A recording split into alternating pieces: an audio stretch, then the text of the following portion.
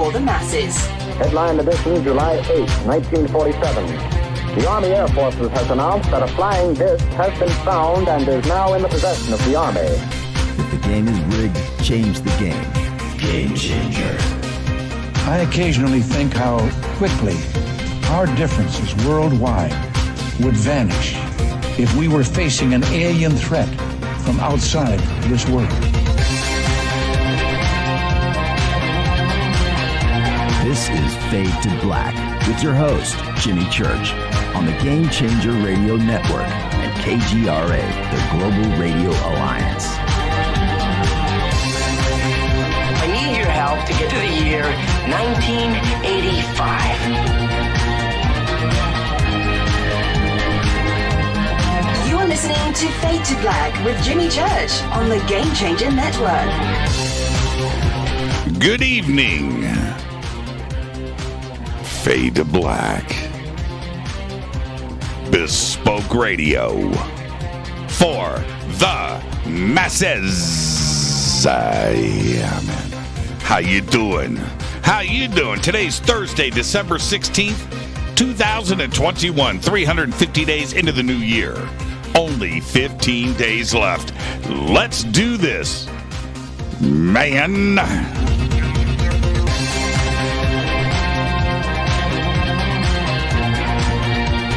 We are live from a bunker somewhere in the middle of nowhere. A total undisclosed location. But it is beautiful and it's Christmassy. I would like to welcome everybody listening all around the world, all across the United States. Hither and thither, to and fro, back and forth, up and down, east and west, north and south, far and near. This is Fade to Black for KJCR, the Game Changer, and UnX Networks. I am your host, Jimmy Church. What is cracking? All right, you know what tonight is. Tonight's Fadernight. And it's our 8th anniversary special event.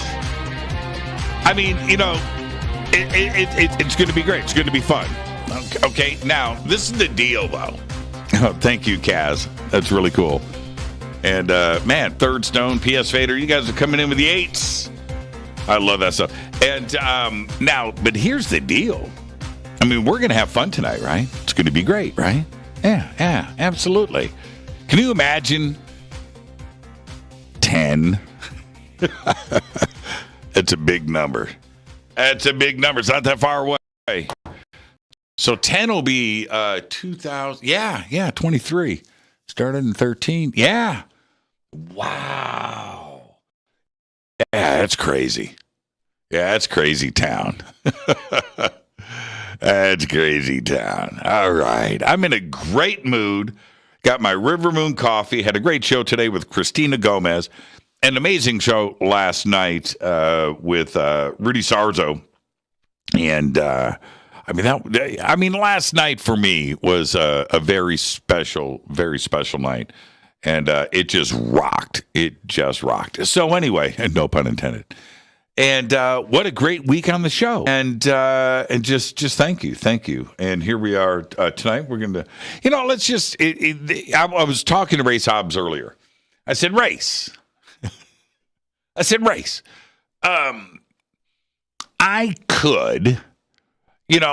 could call Linda and Whitley and Richard, right?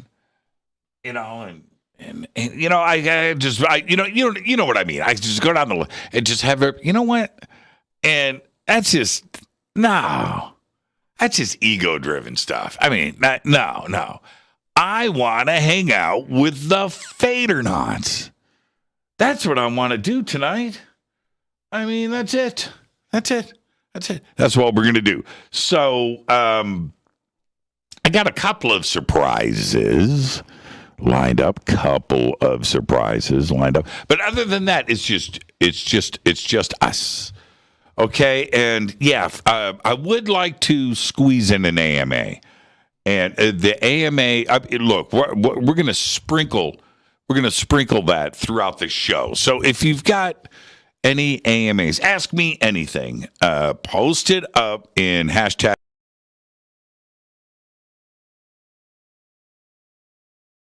F2BQ. Okay, what's this? Casper Park's accidental dentist. Oh, that's your accidental dentistry. Casper, I'm sorry about that.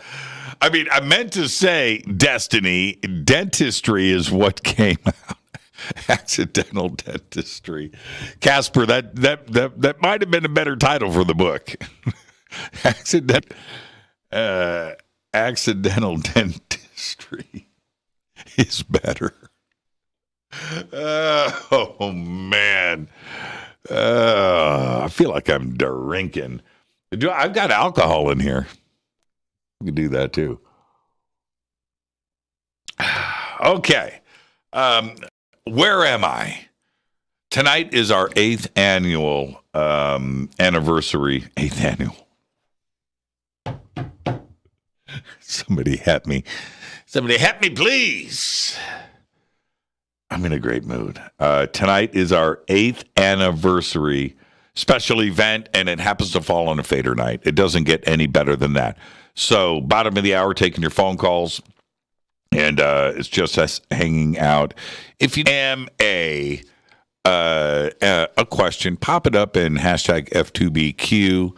You can also get something going over in the chat room over on YouTube.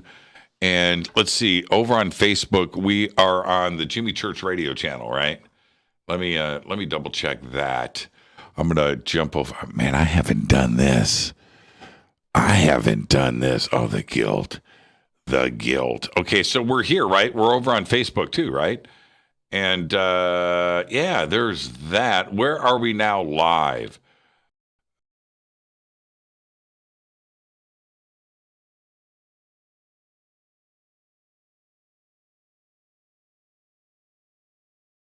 What is up? Yay.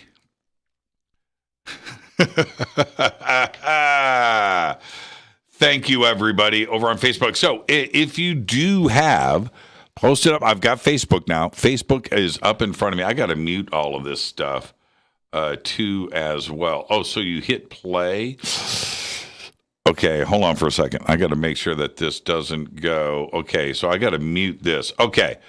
All right. So I've never been over on Facebook when the show has been playing. Where else is it feeding into? Somebody hit me. Okay, so I've got it up here. If you have a question in Facebook, post it up there. I will get to it. I'll get to it. And let's see. So I've got Twitter over here. Good evening, Jimmy. There's Brandon T. Okay, hashtag F2BQ. I was going to ask, what is in your coffee? However, happy 8th anniversary. And what's your favorite food? Oh, we got the AMA going already from Brandon T. Forbes. What is my favorite food? I've got the show to do tonight. I could talk food forever, Brandon. My favorite food. I've got lots of favorites, but I mean, what my you know what my favorite food is? My mom's lasagna. Right there. Okay, there's my confession. My mom's lasagna. That's my favorite food. And so now, if I'm going out to dinner and I've got my choices of anything, and they say, Jimmy, what do you want to do? I'm going to say probably high on top of the list is Italian, but you just can't beat a great steakhouse. You can't. There's magic in a perfectly cooked steak, medium rare, perfectly cooked, baked potato with all the stuff on top of it, and really that's it. That's it. Salad will ruin it, so you don't want to have a salad. No, that'll ruin it. So what do you have on the side? Can we bring you some broccoli, sir? No, that'll ruin my dinner. Thank you for that. But how about another baked potato? Mac and cheese on the side. You've got to go full lobster mac and cheese. That goes good with a steak. But no veggies, nothing fresh, nothing healthy. But that's up there. That's up there for my favorite food. And there you go. Thank you for that, Brandon. AMA questions in Twitter, hashtag F2BQ. And then if you've got anything over on Bill, I'm going to ask you over in the YouTube chat. And who else is in there tonight? There's Bill. Where's Genocide? Where's Christina? Bill, are you in here by yourself? Oh, there's Genocide right there. Okay, you guys, I need you to get the questions together, the AMA questions for me in the YouTube chat. Okay, let's get this show cracking. Let's go. Everybody wants their own crystal skull. EinsteinTheCrystalSkull.com. Promo code Jimmy, 10% off of your order. Go get yourself a crystal skull right now. All right, follow me on Twitter at JChurchRadio. Oh man, I forgot to do the breaking news. And Renee, I had a big. Can I officially say that everything done? I'm good. That was my last memory. The memory, like a half hour before that, was after you're done with Christina's show, don't forget to get to all of Renee's breaking news. And it just goes to show you, I didn't do that tonight. So, okay. Let's get the show cracking. Happy birthday to today, Kristen Ritter. She's 40 years old. Jones. She's awesome. Benjamin Bratt today is 58. Doctor Strange. Lots of good Benjamin Bratt stuff out there. But Doctor Strange. ABBA's Benny Anderson. He's one of the B's in ABBA. Benny Anderson.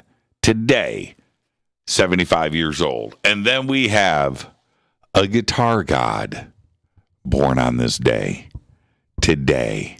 Billy Gibbons. Billy Gibbons. It don't get no better. Billy Gibbons today is 72 years old. I don't know if I have a favorite Billy Gibbons song. I would say that all of DeGuayo. Yeah. Tres Hombres too. Is, but I'm just going all of DeGuayo for me. Cheap Sunglasses. Manic Mechanic. Oh, man. Thank you. Yeah. Fool for Your Stockings. Is there anything better than Fool for Your Stockings? I mean, I'm being serious. Like, in the history of all of music, you've got your Bach, you've got your Beethoven, you've got all of the Bachs. Right? You got your Beethoven. You got your Scott Joplin. Right, you got these huge, right? The history of music. You've got Elvis, you got the Beatles. Just keep throwing it in. Just keep it. Van Halen, keep throwing it. Led Zeppelin, keep throwing it in. Is there anything than "Fool for Your Stockings" by ZZ Top? And the answer is no. There is not. All right. Where am I at?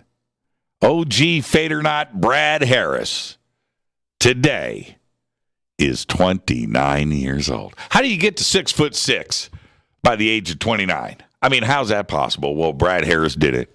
Happy birthday, Brad. Our dead guy's birthday today is John Abercrombie. 1944 to 2017, died at the age of 72. John was a jazz guitarist of the highest caliber. Explored jazz fusion, free jazz, and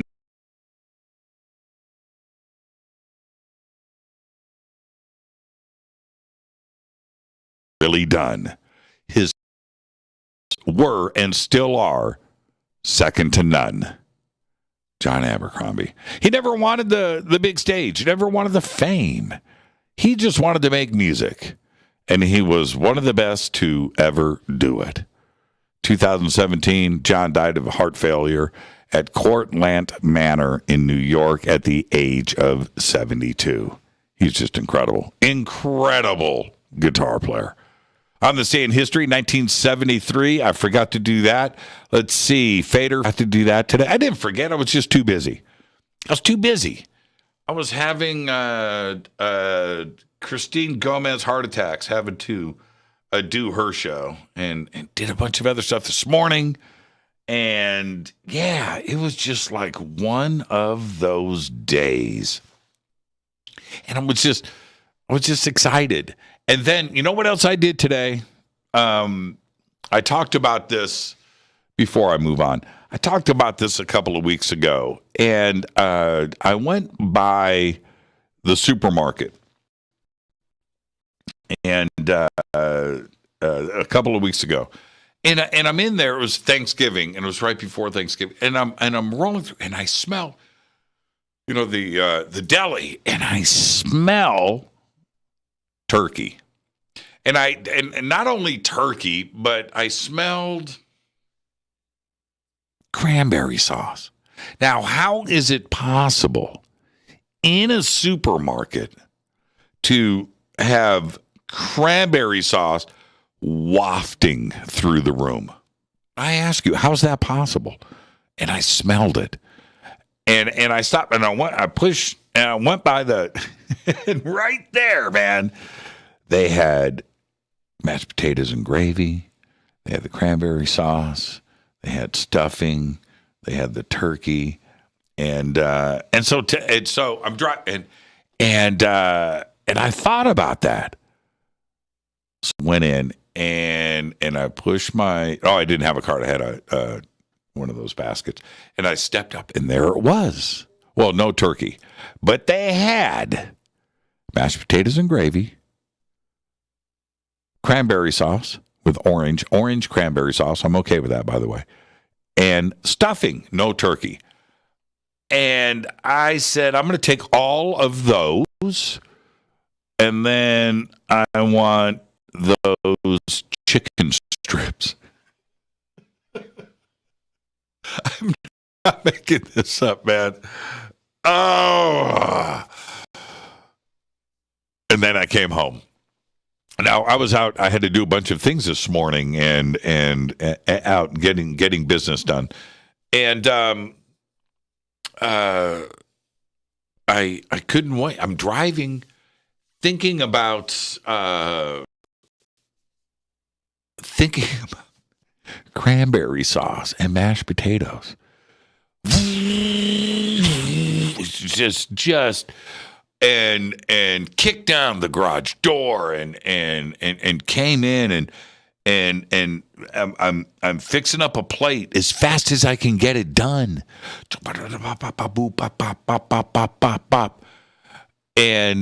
And sat down, and that was at about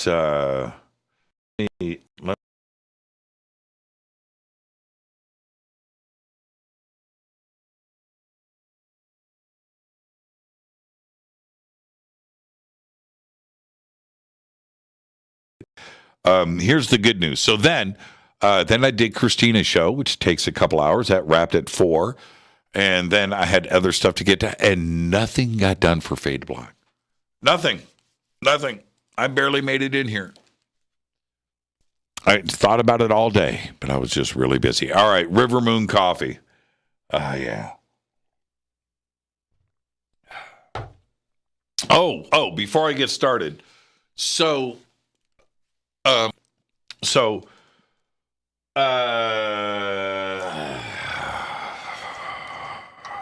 This.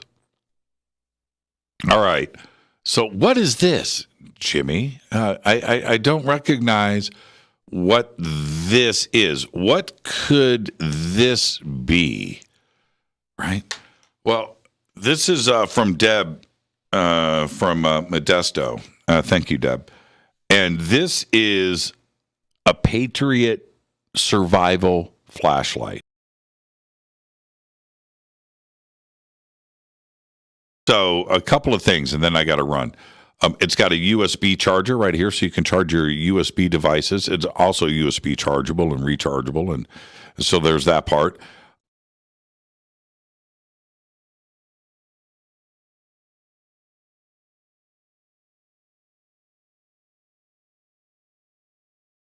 And that's crazy. Could you imagine if I pulled up behind somebody and put this in my, put that in my windshield? Somebody would have a heart attack. And, okay, so how do I turn that off? Okay, so it's that. Then it's got a thing.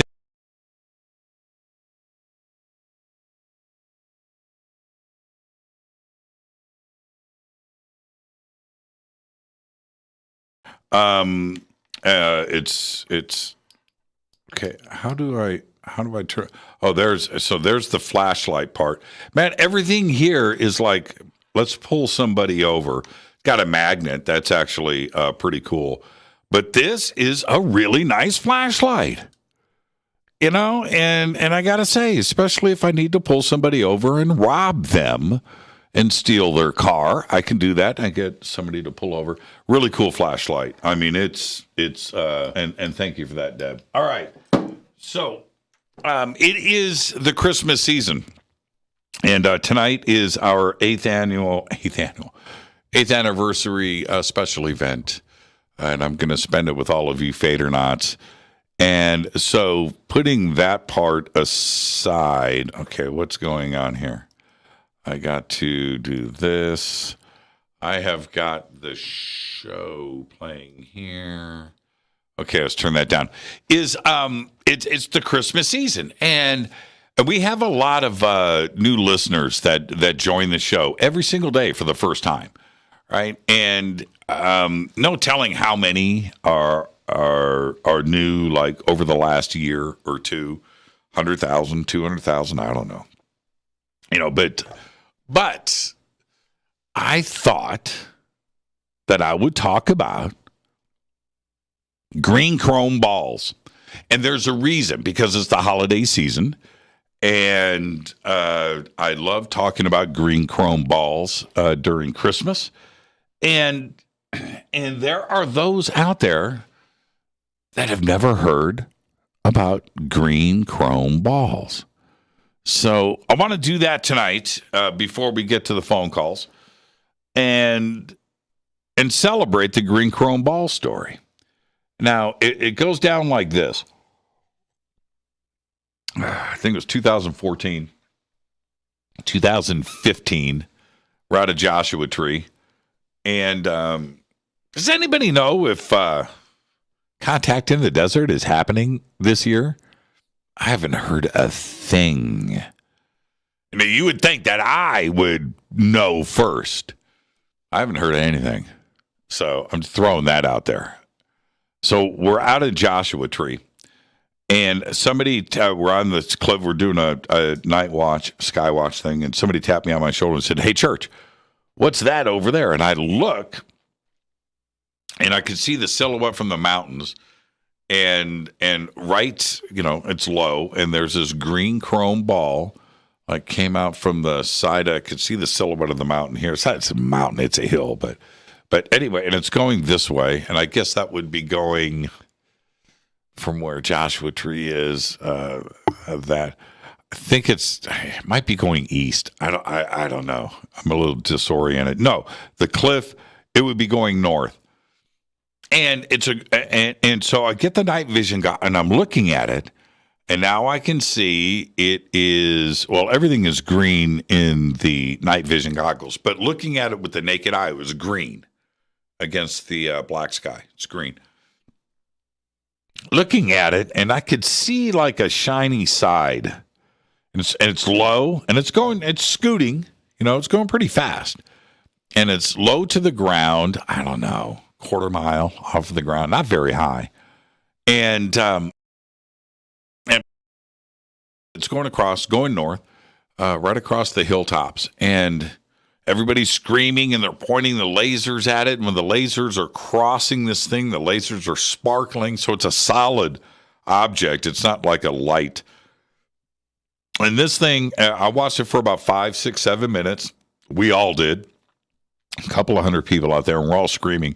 And this thing goes across for a long time, and then goes and turns up to the ground like this for a couple of minutes, and then goes and and now it's turning up, and it goes straight up, just like this.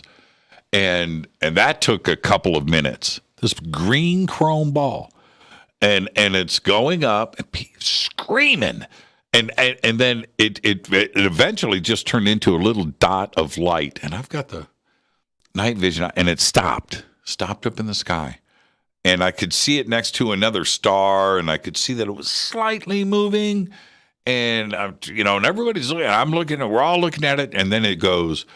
After it did this and it's parked, it goes gone, like a 90-degree angle to the left. And that part, it only, in the sky, it was only visible for about that long because it just disappeared, like went out. It was crazy. Green chrome ball. And to this day, now that happened so long ago. And especially that first year after that went down, I told the story all the time. I couldn't stop, and people wanted to hear about it, and they would ask me about it and stop me in the street. And I told the story constantly. It's been overshadowed by everything else. I haven't talked about that in a long time. And there's my Christmas story, my Christmas gift, the green chrome balls. And if you haven't heard it before, there you go. If you heard about it and hadn't heard the story, that's what happened. And if you've heard the story before, you just heard it again for the 50th time. Because tonight is our 8th anniversary special event. It is on a Fadernight. I'm opening up the phone lines right now. 747-228-2051. 747-228-2051. Okay, there we go. That's cool. I'm going to just punch in cool. And this is Fade to Black. I'm your host, Jimmy Church. It's Thursday night. It's Fader night. It's going to be great. If you've got any AMA questions, hashtag F2BQ. Pop it in right there. You know what to do over in the chat rooms. You know what to do over on Facebook, wherever else. I'll chase it down. I'll be right back to take your phone calls right after this short break. Stay with us.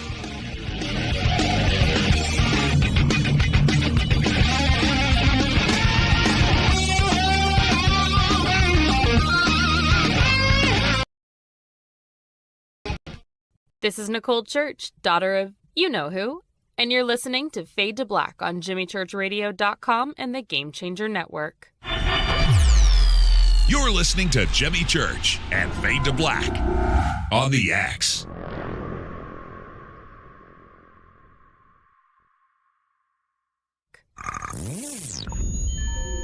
You're listening to Jimmy Church, Fade to Black. Fade to Black will now pause for alien identification. The station that's introducing the Game Changer blend from River Moon Coffee that delivers a customized blend made specifically for the Fadernauts. If the game is rigged, change the game. It's a bolder cup with some bite.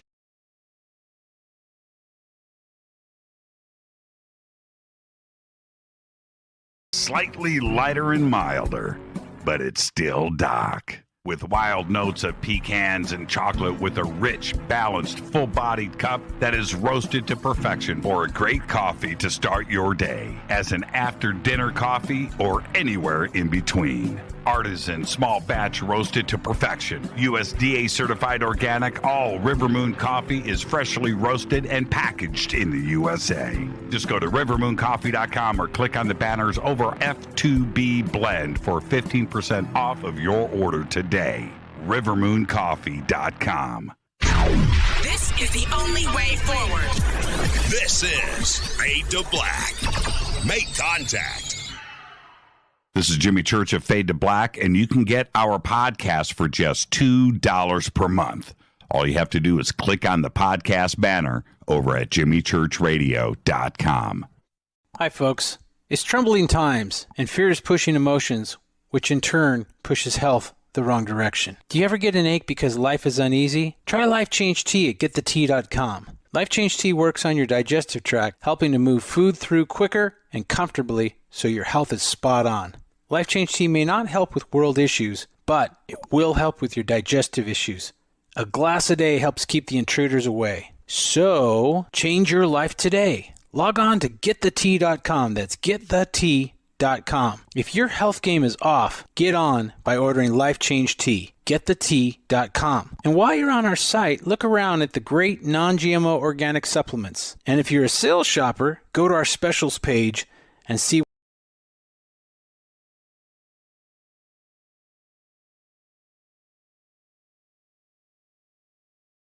.com. Getthet.com. The tea that makes you go. The new KUNXDB, the UNX Network, bringing you the best in paranormal programming in premium high-definition streaming audio and video. Log on to the network at unxnetwork.com and check out the growing lineup of programs, including Jimmy Church, Whitley Strieber, Micah Hanks, and Met for the free UNX newsletter. Follow the UNX blog or pick up the latest edition of the UNX magazine. Be sure to follow us on Facebook and Twitter. So check us out at unxnetwork.com. Tap the show page and the calendar so you never miss your favorite live shows and podcasts. We are your portal for all things paranormal. The X, explaining the unexplained. 9 out of 10 geneticists agree. Fade to Black is not your father's radio show on the Game Changer Radio Network. Hi, this is Rob Reiner from Anvil, and you're listening to JimmyChurchRadio.com. What's up? I'm Chris. What up? This is Kyle Massey, and you're listening to Jimmy Church Radio.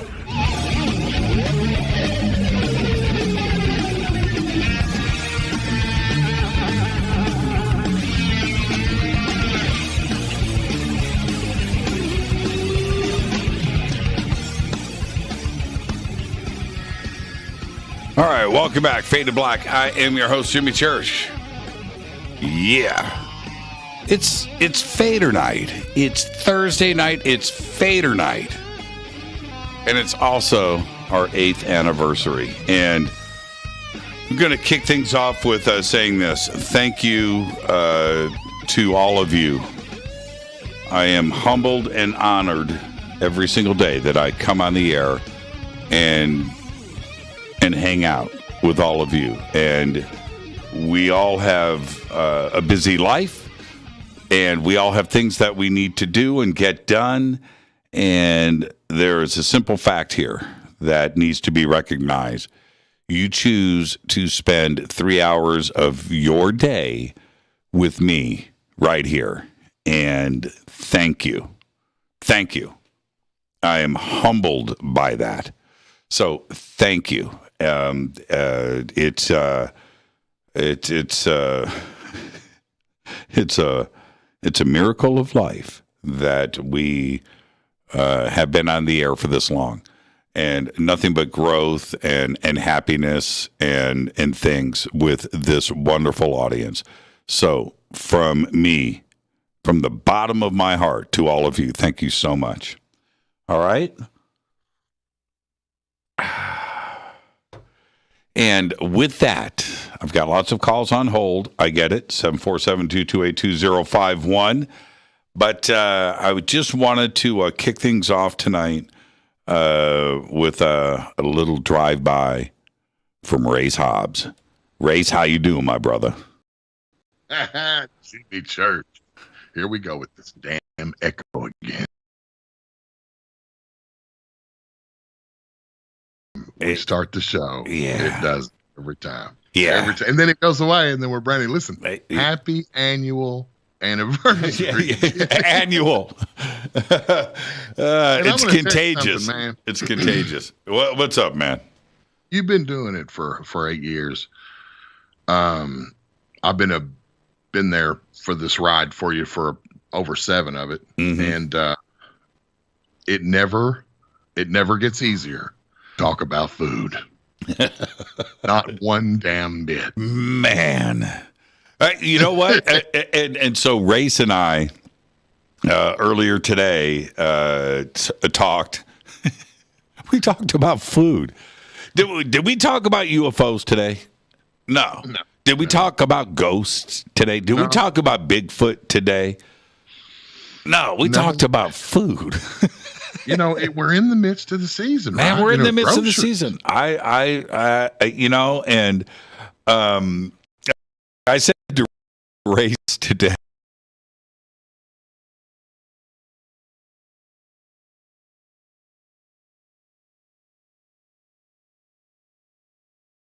It's the truth.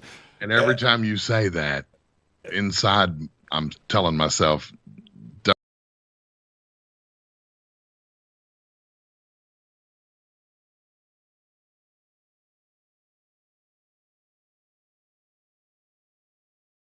the wrong food tastes the best.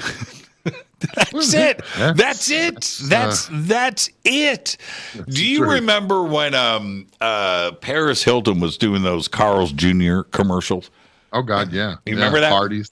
Yeah, Hardee's, and those the burgers are this tall. 1 pound, 4 patties. Things and bacon and a special sauce, and it's you know what? It's wrong. It's just wrong. But that's what tastes the best, and that's it. Hey, I wanted to ask you.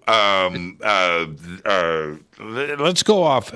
I had a weird thing that happened to me this week, and I meant to ask you about this earlier today, but now I've got you on the show. And I want the audience's responses to this. Do you,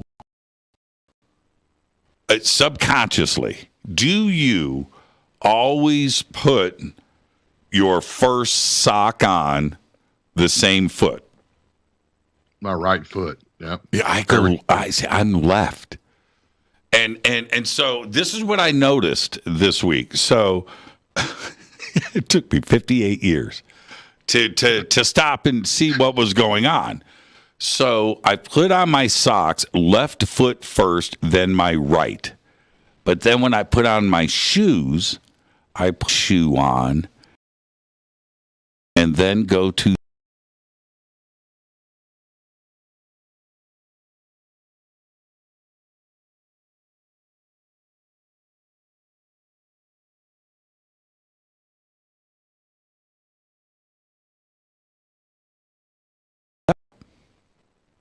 it don't work. It don't work, man. I was like lopsided. I tried. And I did it once, and I did my right foot sock and then left foot shoe.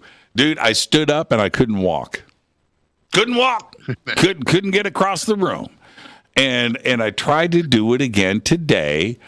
And I went to my right foot with the sock, and I went, screw it. I'm not gonna. I went back. So I go back to now. I know this sounds like this is a non-trivial thing. This is like a big deal. This is non-trivial. I went back and did what I always did subconsciously. I just never noticed it. And so I went back and I felt right, and I could get up and walk. Yeah, you're messing with your auto function. Man. We create these rhythms of doing things, over our lifetime, and it's just like breathing, second nature, just auto programmed. Because while you're doing that on any given day, you're thinking about who you've got to, who you might want to book for the show next week or 2 weeks down the road, or a flight you've got to catch, and a shoot you've got to do, or whatever. You're doing that while you're putting your socks and shoes on, and then you go back and you try to change the base functionality of something, and you're going to feel it on the other end some way. Can't do it. I tried to change it up. I wonder, while you were telling me that story, telling all of us that story, I was thinking, I wonder if my grandkids go through that. Yeah. I'm watching my 2 and 3 and 4-year-old, these kids learning things. They observe, they go, they do, and I'm wondering, I wonder if the kids, kind of go through that same kind of a thing, as they're learning how to do stuff and they get into a rhythm of doing stuff, and then parents come along and mess that up. That's probably why they're pissed off half the time. Yeah, no, that's a really good point. And did this now? I don't know. how long. I guess I've been doing this my whole life, and never really thought about it. And I caught myself, like I said, there's something happened this week, and then so the next day, I'm just naturally doing it, and I went, oh, I did it. Okay. All right, and then it was 3 days in a row, and it was bizarre, and trying to change it up, my brain was like, no. It was absolutely bizarre. When you make a sandwich, cheese on the bottom or top. Okay, now I go cheese on the top. Okay, that's from Cassandra. I go cheese on the top. I have to. Cheese is last, and then yeah. How about you? Cheese on the bottom or top? If it's cold cuts, it's.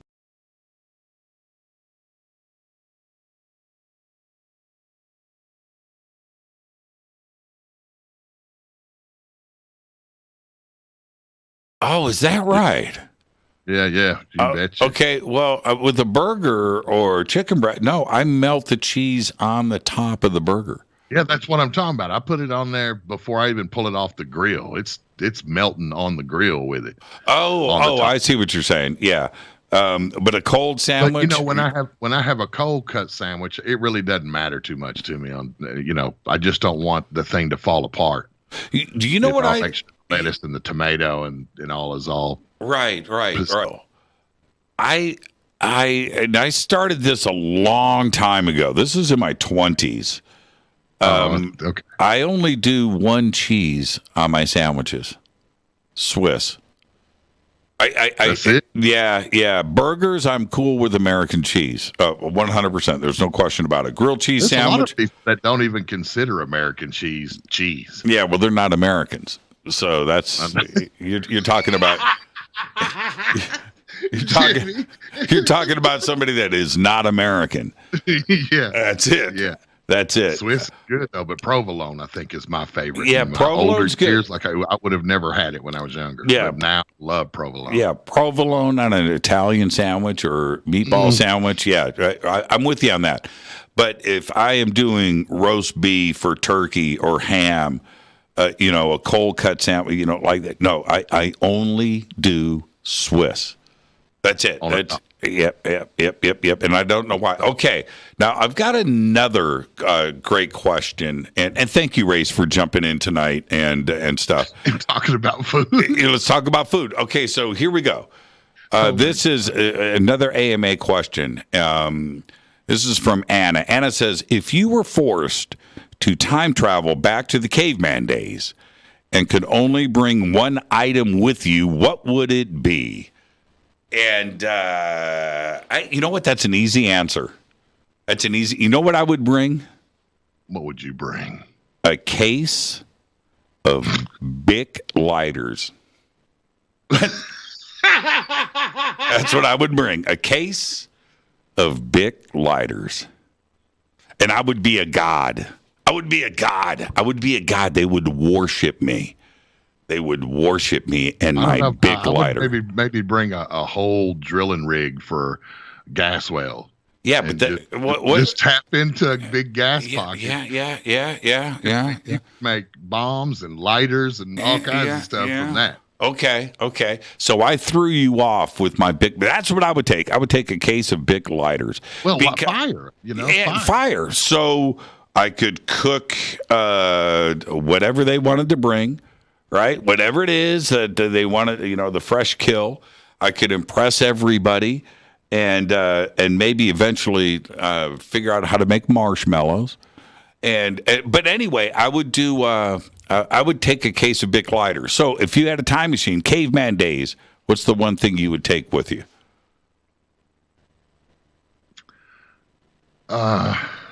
Probably an AR, a scoped out Bushmaster,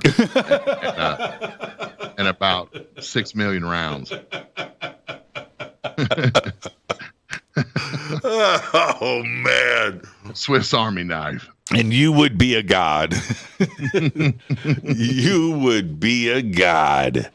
You don't have to run anymore after that zebra. Watch this. Hold my beer. Yeah, hold my beer. Hold my beer. Hey, Race, thank you, man. What's your plans? Oh, you know what? You want to take a phone call with me? Sure, go ahead. Let's take a phone call.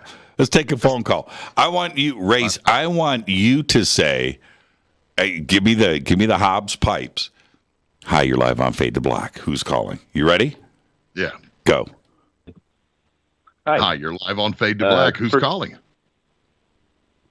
This is Bill from the Twin Cities. And first off, congratulations on your 8th anniversary. Thank you, Bill from the Twin Cities. Say hi to Race Hobbs. Hey, Race. How are you? How you doing, man? How you doing? Is it freezing cold up there yet? It is today. It wasn't. Yesterday it was 55, and we had thunderstorms and high wind, and then today it was snowing. So yeah, I was talking to a Dave Schrader yesterday, and one of the things that Schrader said, he goes, "Man, it's going down. It's going down," and he was talking like 200-mile-an-hour winds. Well, yeah, not quite, but we were actually.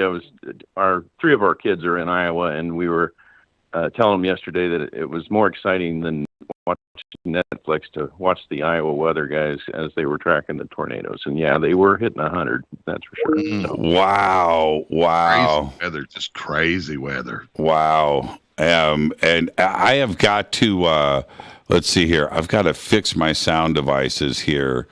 I got, did everybody get, hold on for a second. Let me see here. Can you guys still hear me? Yeah. Bill, can you hear me? No, okay, we lost Bill. Okay.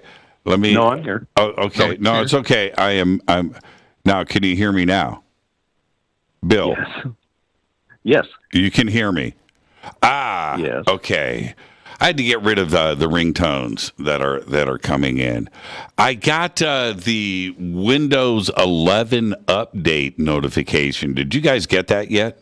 Oh, yeah. Yeah, I got mine a couple of weeks ago. Oh, I got mine today on all of my computers. Your device qualifies. Your computer qualifies for Windows 11. They really like you. So I haven't. I have not got that. I got it today. I have no idea. So I have 3 computers that have now downloaded Windows 11, which is 4 gigabytes. It's a 4 gigabyte download. So after the show tonight, when I shut the bunker down, everything's going to update. And tomorrow, I'm going to have the shock of my life. Yeah, you'll be working on this. You'll be working on your system from now till you go on the air on Monday. My weekend is done. My weekend is done. Hey, Bill, thank you, man. Gentlemen, Jimmy may or may not be on the air come Monday. I know. I swear, I'm not making this up. I had a panic heart attack, and then I thought, you know what? Life is like this. Roll the dice. Don't be a wuss. Go for the Windows 11 and take it on the chin. Hey, Bill. You know the brace. You know somebody's about to slap you. Right, you feel it, and you do the brace, right, and you're like, that's what I was like today with Windows 11. I was like, here it comes, man, and I'm volunteering for it too. This was a voluntary thing. I didn't have to click OK, and I did. Hey, I've been doing Microsoft stuff for about 30 years, and you just have to get used to that. So I know, but I was going to say. It's ironic you guys were talking about food because I wanted to see if you actually got the copy of my book I sent you last week. You should have got it. Hungry for Mars. Here's your menu. Did you? How did you send it to an address? Yes. And the address had the word in it.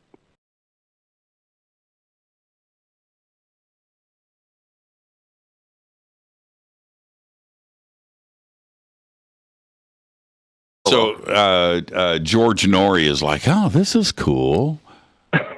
Yeah, this is nice. Well, I signed it to you, so hopefully it'll make its way. He opens up my email every single day, and as well as packages. Oh no, it's a real No, real that's what physical. I'm saying. Oh, he can't wait for the Jimmy Church packages to get there because he knows that's the good stuff. No, actually, Bill, shoot.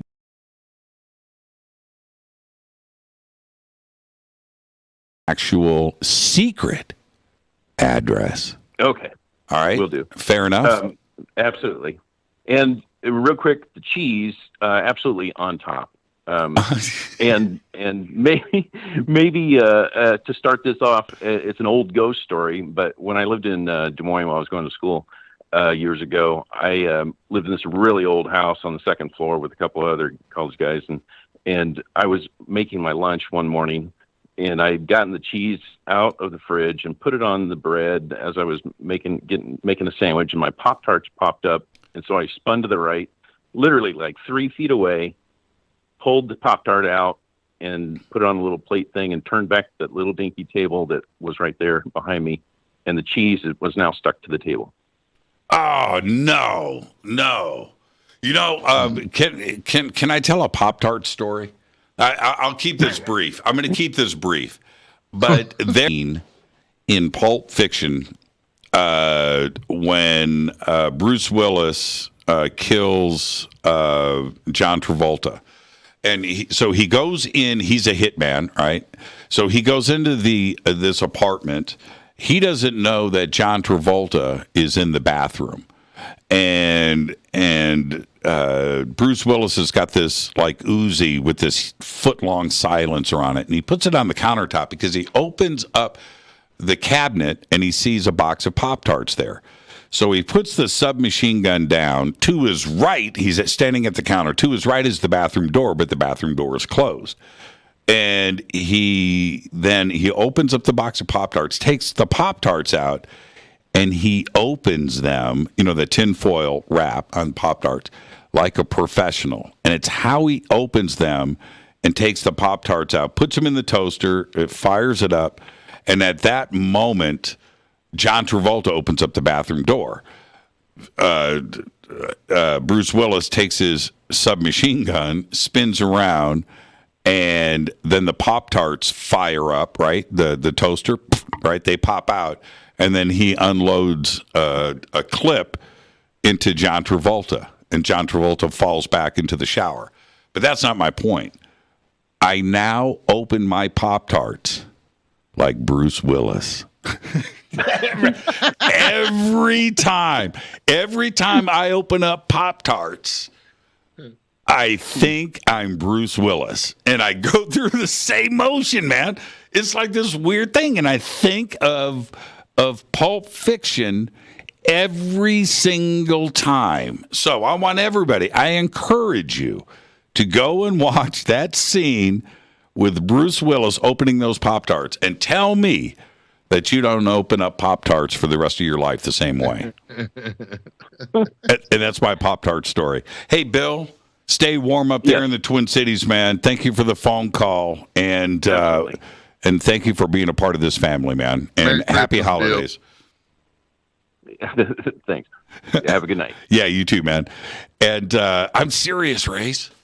You got to go watch Pulp Fiction. You've got to do it. And I've seen it. I've seen it so many times that I'll correct you on something. That wasn't Bruce Willis's Uzi. That was Travolta's Uzi. That was Travolta's. It was already on the counter. That's what it was. He was opening the Pop-Tarts and installing them into the toaster, and right when he got done doing that and depressed the little button there, he saw that Uzi sitting there, and he's like, "Wait a minute, that's not supposed to be there." That's right. And the look, that's right. He looks down on the counter like, "What the hell? There's somebody else here." Oh, that's right. That was his apartment. Yeah, he was going back for the watch. Yeah, that's right. He was going back for that. That was on the elephant on the nightstand. Yeah. My father carried that watch up his ass. Oh, man. Christopher Walken was great in that. He wasn't. Classic. There's not a bad scene in that movie There just isn't. But I'm being serious about the Pop-Tarts. I'm not making this up. I think of Bruce Willis every time. He opens them up like a gangsta. And he's done it before. Yeah, he's done it before. Listen, Jimmy, I know you got callers, man, and I don't want to sit here, and stop up everybody all night, but I do want to tell you, man, I love you, and I'm proud of you. You've come a long, long way, and you're the hardest working guy in radio and what we do, by far, by a way. Jimmy Church, you're the man, and congratulations on 8 years, man. Here's to 18 more, and a huge hug to all the Fadernauts, to you and all the Fadernauts, and thank you all for supporting Jimmy and loving him as much as all of us do, and I wish you all a happy Hanukkah, a Merry Christmas, happy holidays. I hope you're all going to get to experience it with your families and your friends and your loved ones. And, if you don't, I just want to say, Jimmy, man, it's tough out there for a lot of people right now. And, to hell with presents. Let the presents be your presence with those that you love and you care about. That's right. Keep those traditions going and keep freedom ringing. And you all have a wonderful, safe, and warm, because it's going to get cold. It's been an Indian summer here, but y'all hang in there. And I love you guys, Jimmy, and I love you, and thank you for having me on tonight. I appreciate it, and happy anniversary, brother. Yeah, thank you, Race, and all my best to your family and Robin and everybody there. Now go cook some great food and have a great weekend. You too, brother. I'll talk to you. That's Race Hobbs right there, bringing it tonight. This is Thursday night. It is Fadernight, and this is our 8th anniversary. It's absolutely incredible. So I'm going to take a break right here. Got to get this in. And I'm your host, Jimmy Church. This is Fade to Black. And during this commercial break, I'm going to go open up some Pop-Tarts like a Bruce Willis gangsta. I see what you just posted, Nick of Time. This is Fade to Black on the Game Changer and UnX Networks. I'm your host, Jimmy Church. Thursday night, Fadernight. More of your phone calls right after this short break. Stay with us.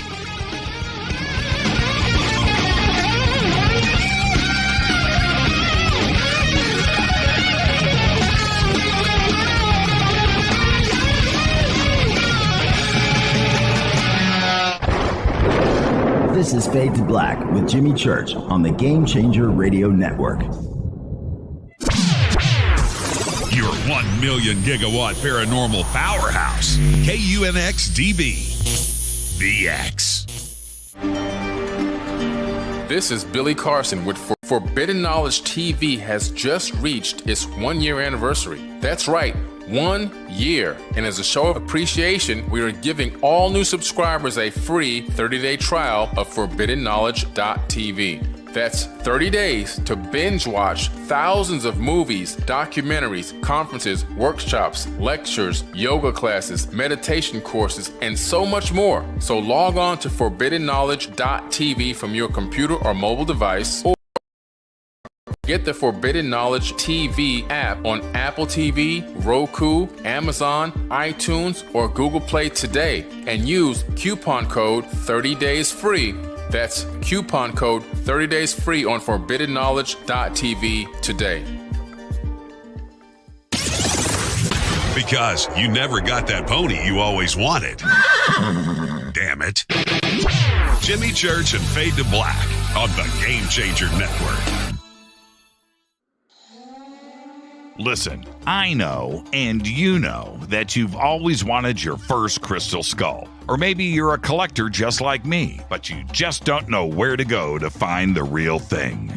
Then I met Carolyn Ford over at EinsteinTheCrystalSkull.com.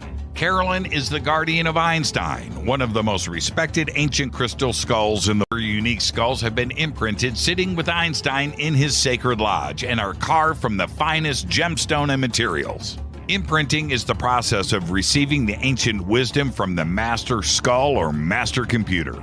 Einstein, the ancient crystal skull. To see Carolyn's current collection of crystal skulls, just visit her store at EinsteinTheCrystalSkull.com or click on the banner over on our site. Don't forget to use the promo code Jimmy at checkout to receive 10% off of your order today. That's promo code Jimmy. Finding your first or next crystal skull is easy. Just visit EinsteinTheCrystalSkull.com. When you take the beans from Central America with dashes of Indonesian and African mixed in and then roast it to the dark side of Fade to Black, you create the ultimate brew of fringe. Introducing the Fade to Black blend from Rivermoon Coffee. Yes, Rivermoon's darkest customized roast was created for the black.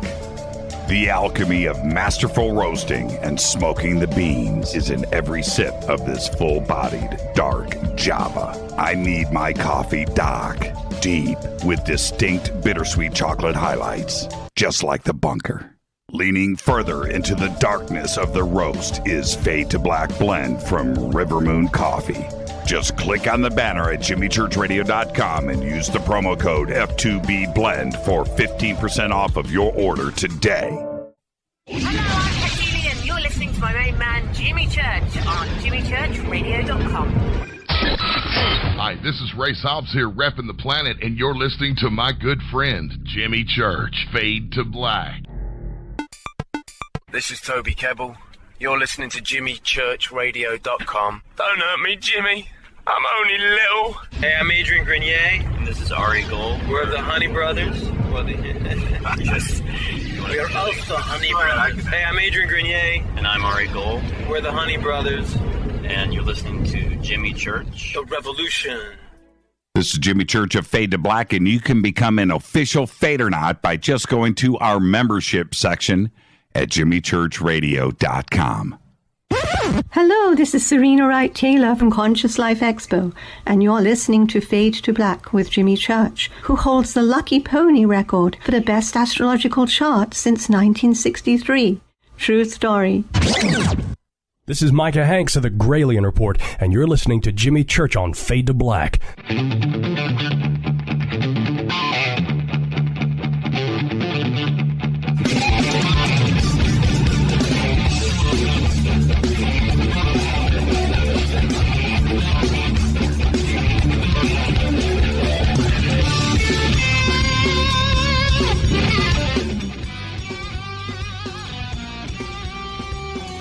Welcome back, Fade to Black. I am your host, Jimmy Church. It's Thursday night. It's Fader night. It's open lines all night long. It is also our 8th anniversary tonight. And I just tweeted out that delay was, you just calm down, young lady. You just calm down. I just had to tweet out to Lisa Reed here. She says, American cheese is nasty. And I had to reply. It's like, you're not from here. I mean, do I even know you, Lisa? I mean, out of everybody that I know, I would have thought that American cheese was something that you understood, Lisa. I'm so confused right now. I'm so confused. I have to reconsider the last 35 years. And I mean it. It's Thursday night. It is Fader night. Lisa just texted me right now. All right, Lisa. Yeah, thank you for that. Okay. It's Thursday night. It's Fader night. It's our 8th anniversary, and I'm taking calls all night long. And I thought to myself earlier today, I said, hey, church, what would make tonight special? And I thought, how about I bring in somebody to help me man the phones and take phone calls.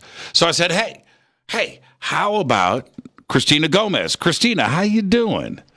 Hey, Jimmy. Happy anniversary, and happy anniversary. 8 great years. And you know what? There's going to be so many more to come because you are covering topics that are just blowing up the public consciousness. And honestly, and joking aside, you're bringing a big service to humanity at the time when it's needed for people to be talking about the subjects that you bring to the table almost every single day. So we are so lucky to not only be a part of your show, but to listen in and to have Fadernight where your fans can share their thoughts and opinions on whatever they want. I think that's a beautiful platform to have, to be a part of as well. You know what? And thank you for that. You know, there's another element, and then you're going to help me take phone calls.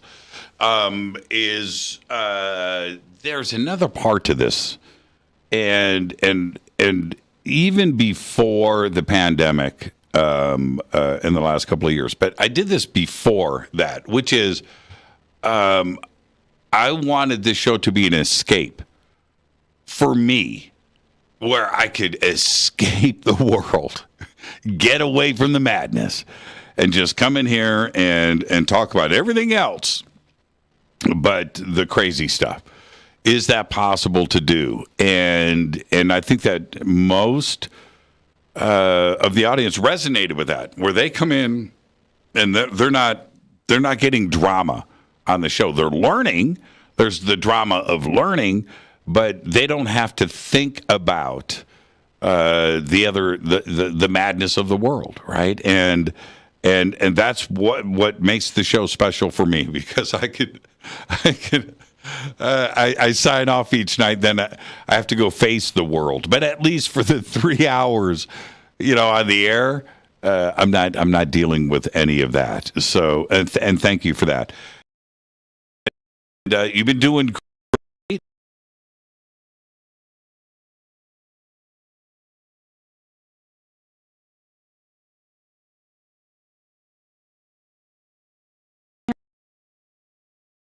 The magic words, though. Hi, you're live on Fade to Black. Who's calling? Hi, you're live on Fade to Black. Who's calling? Hello, Fadernight. It's Bodan from Canada. Jimmy and Christina. Just wanted to say congratulations to 8 years. And Jimmy, time I called you, I was in Cuba. And I got the telephone bill back from that. It was a $50 phone call, U.S. So I've been listening to you guys for about 3-4 years now, and the only thing I don't like about your show is the next day when I got to wake up early, because you kept me up all night with all these great shows. And reminiscing a little bit, I remember some of the fantastic guests you have, and the quality of the guests is just getting better and better. Grant Cameron and Dr. Greer. And at this point, I just wanted to say, I and this is just my own opinion, but the Australians have some great information.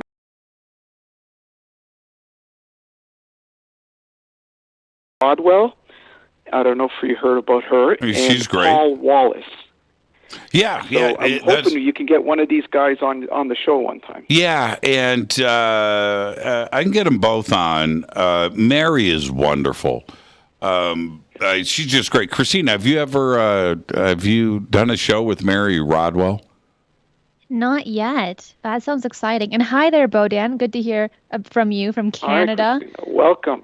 So far. Yeah. I love it with the next generation's taking over. Yeah, I know, right? I got to watch my back. Yeah. Christina is just doing all the right thing, and there you go. She's what's really funny now, when I book guests, I've got to go and make sure that Christina didn't book them the week before, and I have to pay attention to what is going on.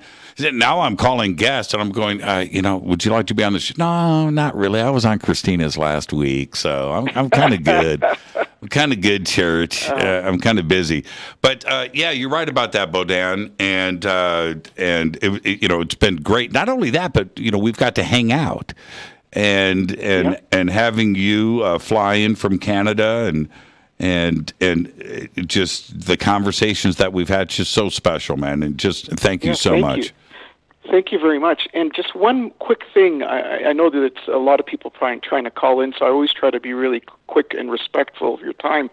But I just wanted to mention something. When I was on with Dr. Greer for a CE5, the first time I went, I saw my first ship land right pretty much about 20 feet away from me. It was materialized partially, and it was gold.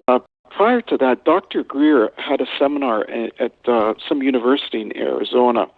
And again, I know this is not a political show, but what he was saying was the deep state, this was about 3 years ago, or maybe 4 years ago, the deep state is advancing their agendas because we all know, just from the guests, why the governments haven't been haven't been disclosing what's really happening. Right. And he basically, Dr. Greer said, and I just listened to a podcast from him last week, is this agenda. It's the COVID thing that we're going through right now is just a test run to see how humanity handles some of these things. So I just wanted to get you guys' comments on what Dr. Greer mentioned. Phew, yeah, that's a heavy comment. It's easy to recognize the obvious, which is that news stories, especially like the UFO stuff that's been going on lately over the last 3 years, that in any other non-COVID, non-pandemic year, these are the biggest headlines ever. And now everything is dominated by other headlines, and the UAP UFO stuff that it's crazy is barely moving the needle. And so is that part of it? Well, okay, but that also goes with any other news event, right? Everything is buried. And if you're going to run with something now where you have to, you have to make this a story, yeah, might as well do it now when nobody's really going to notice it or care. Now, is that what is going on with UFOs and UAPs? I don't know. Is this a test run for future events? Anything is possible. And not only is anything possible, but the other part of this is possible, that maybe this is just nature. Maybe this is just nature, that there isn't anything sinister here at all. I don't know. I honestly don't have any answers. And to have this be some huge global operation is a scary thought. And the scary thought for that is this. I'm just going to put this out there. If it is a global operation, that means we have the cooperation with Russia, China, Pakistan, right? All of these countries that we don't get along with. Syria. I could go on and on. I mean, the list is really long. So how is it that we have 150? Is this global takeover NWO infrastructure that complete? That every single country is on board? And that's a scarier thought. So I'll leave that right there, Bodan, and there you go. But hey, listen, on that note, happy holidays. Happy holidays. Thank you. Say happy holidays to Christina. Happy holidays, happy Christina. Holidays. Good luck with all your future endeavors that you're working with. He's a gentleman, and again, he keeps me up late at night listening to all these great interviews that he has. So again, Merry Christmas, Happy New Year, and happy 8 years, Jimmy. Yeah, thank you, Bodan, and be safe up there in Canada. Thank you. I'll Bye-bye. talk to you. It's time to fade to black, and that's cool. Bodan's been with us for so long, and I'm not sure when it was, Christina, but he comes up, and I'm at an event. I kind of remember I was sitting. Anyway, comes up and he goes, "Hey man, it's me, Bodan." And I'm like, "What?" And I mean, how cool is that, right? And 1 year he brought me. in one of Caroline Corey's movies, Superhuman, she does this whole thing with kids that wear blindfolds and they wear these specific masks, right? And they read through, I don't know if you've seen them, but they see through these goggles. They're black plastic, and read books and things. It's incredible to see. Anyway, he goes, "I brought you a gift," and he whips those out, and I got my I forget the name of the company. It's Mind something. The same ones that are in her movie. And he goes, "Man, I read books with these on, and I can teach you how to do it." And that's Bodan. Bodan, you're the very best. I know you're listening right now. And so with that, Christina, let's take another phone call. Are you down? I'm ready. Okay. Say the magic words. You're live on Fade to Black. Who's calling? Hi, this is Tanner. Hey, Tanner. Say hi to Christina. Tanner. Say hi to Christina. Hi, how's it going? Hey, Tanner. What's poppin'? Nothing. Tanner, are you I called in okay? The other day. Are you okay? Man, I got a.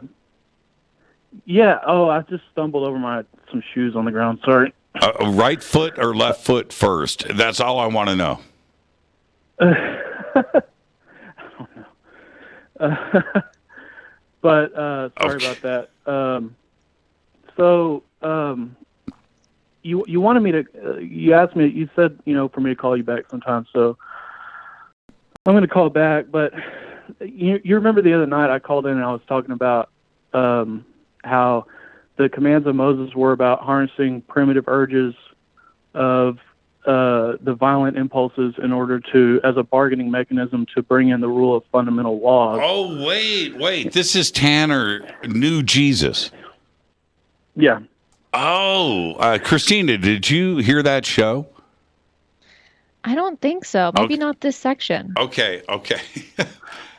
Tanner is, Tanner, these are my words, but Tanner is the new Jesus. He's here on earth, and he is going through the motions of attempting to let the world know that he's back. And it's having and you're having difficulty getting people to listen. Hey, listen, and I think I told you this the other night, Tanner. The original Jesus had the same issues. Did he? Nobody was listening. No. Do you know that for a fact? Because I've heard that before. Have you seen the movie Life of Brian? No. You need to watch The Life of Brian. And this is why.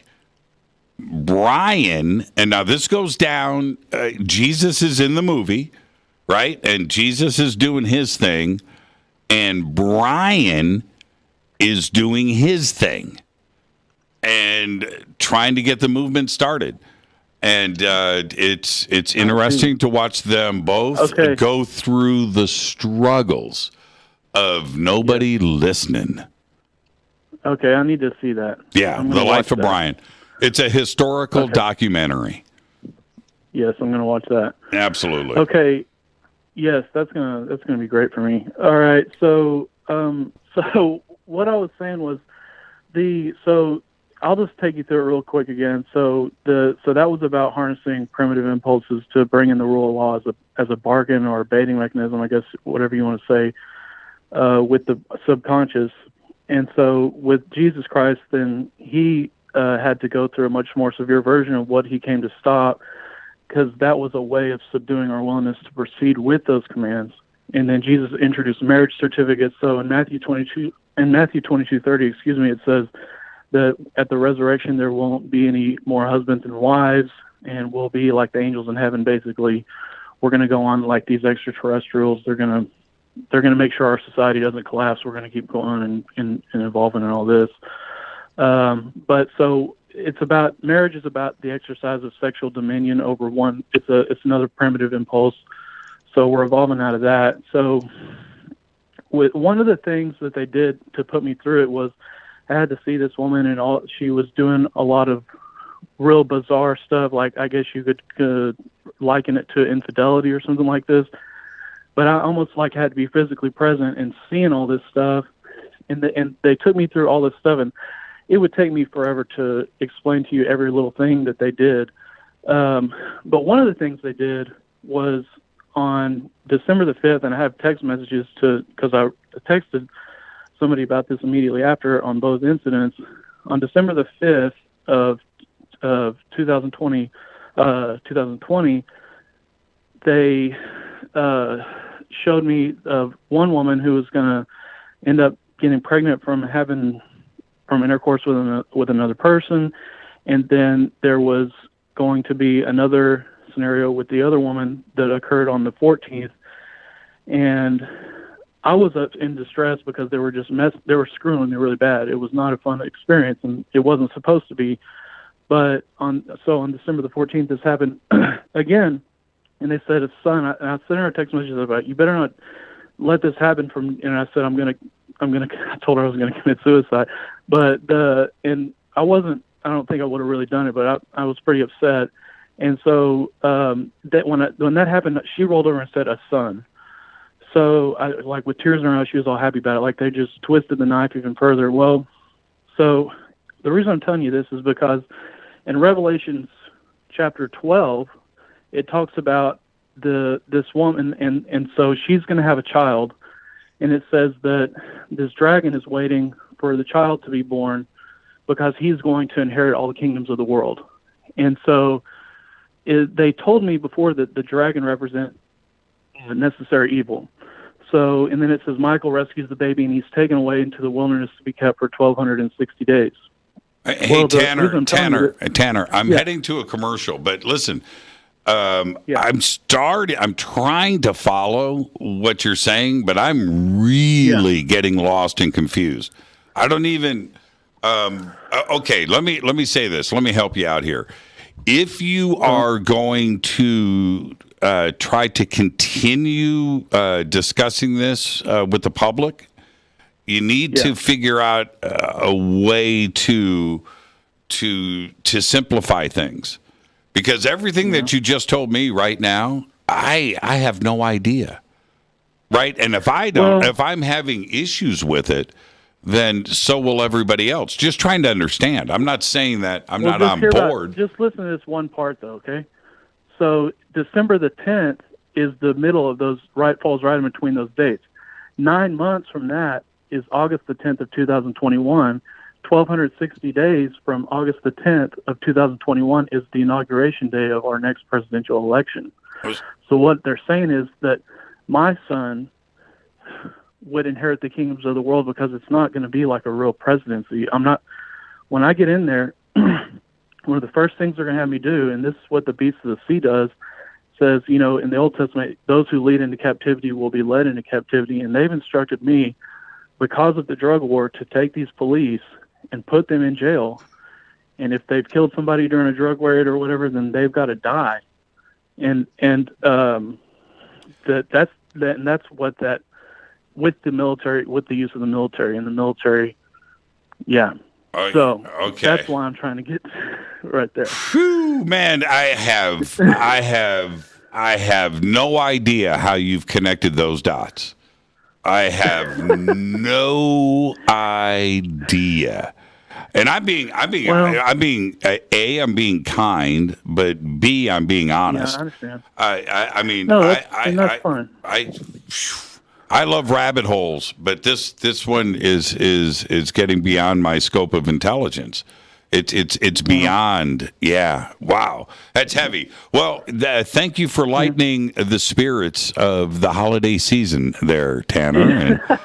And well, whatever you want to call it. I mean, a lot of people are going to get out of jail. You know what I mean? Oh, and there's a lot of people in jail, so there's something to be happy about there. Yeah, well. And there's a lot more to share with you. I mean, I don't have to share it with you. Look, in 1,260 days from August the 10th, I'm going to be the president, and that's a prophecy it's immutable. You know what I mean? So, I don't know if I should be even out here trying to explain it to people, or just kind of wait for it to happen. Well, you never see, and this is the deal. This is now a historical document. It's now recorded, and if it goes down, there's a lot of people out there that are going to go, hey, I heard that live on Fade to Black on the anniversary special. And Christina Gomez took that phone call. Hey, Tanner, enjoy your weekend, man. Thank you so much, my friend. Good luck on your journey. All right? Thank you. I'll talk to you. I'll talk to you. And there you go, Christina. How you doing? I'm doing really good. Something that I wanted to mention that Bodan had said is sorry, excuse me. The biggest thing that I want to mention for today's anniversary, just to say in general, is you have been an incredible inspiration for the journey that I've been on. I don't think I would have grown this fast without your help and without seeing how you handle things, how you handle conversations, guests, media, and all things in between. You've been doing this for such a long time, and I am so lucky that you have always had your arms open and been helping me since almost the beginning. And I don't think I would be here where I am without your help. You're getting better every day, and that's it. And always remember this. Your last show, whatever it is, sucked. Your next show will be better. And that's it. That's the only way to look at it. That you're every single day you're going to grow. You're going to grow. You're going to grow. And you will do one of the painful things. You're going to go through this. Go and listen to a show from the week before. Go and do it. Go, oh, man, I've grown so much in the last 7 days. and always remember that, and never rest, always improve. And every show, like right now, I'm learning myself.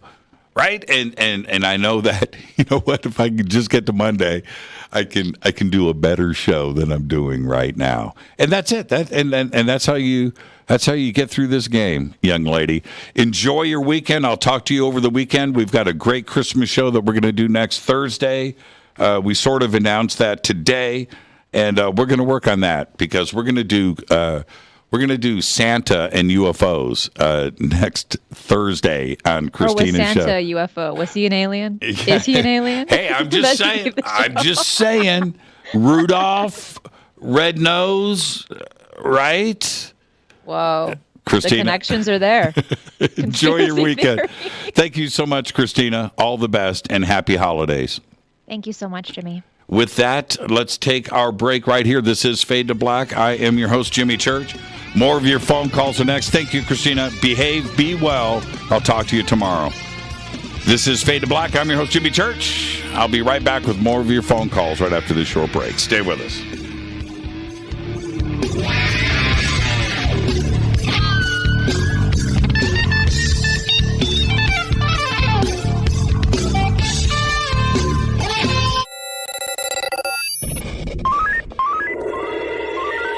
Way out here, we listen to Jimmy Church. You're listening to Fade to Black. You're listening to Jimmy Church and Fade to Black on the X. ¿Qué tal, mis amigos? Yo soy Mario Carson, el tiburón, y los invito para que escuchen a mi buen amigo Jimmy Church Radio. ¡Claro que sí!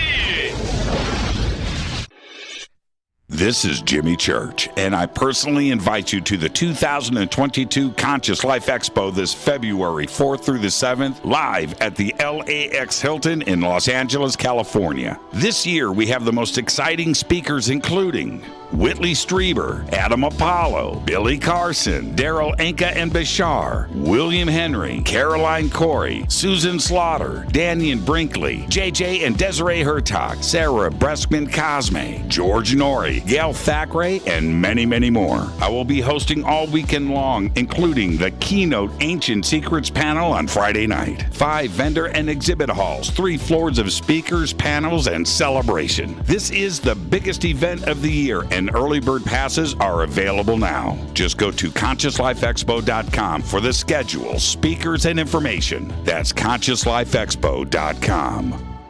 Do you want to be an official Fadernight? Of course you do. This is Jimmy Church of Fade to Black. Just go to our membership section at jimmychurchradio.com. Fadernauts. When you think about the future of our country and where we're headed, do you wonder about the food supply? I do. Disruptions in the food supply chain could be disastrous, and they usually occur with little warning.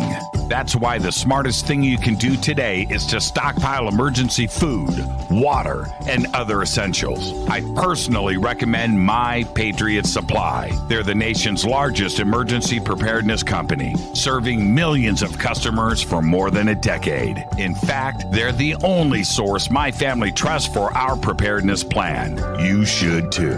Right now, save 20% off a full 4-week supply of delicious meals that provide 2,000 calories a day. Saving 20% helps too, doesn't it? Especially now. So go to preparewithjimmy.com and get ready. That's preparewithjimmy.com. There's no time to lose. Do it now. So, you love talk radio? Then you'll love TalkStreamLive.com. TalkStream Live is always on, 24/7 with the best streaming talk shows. Find your favorite talkers and discover some new ones. It's free, readily available online or on mobile with any smartphone or tablet. Finding your favorite talk shows all in one place has gotten a whole lot easier. Just go to TalkStreamLive.com. Be sure to download the free apps from Google Play or the iTunes App Store. You listen to us, and we listen to you. And so does the CIA. KGRAradio.com. You are listening to Fade to Black with Jimmy Church on the Game Changer Network. Oi, oi, I'm Reese Evans. You're listening to Jimmy Church. This is Revolution. The revolution will not be televised. The revolution is on radio. Ciao.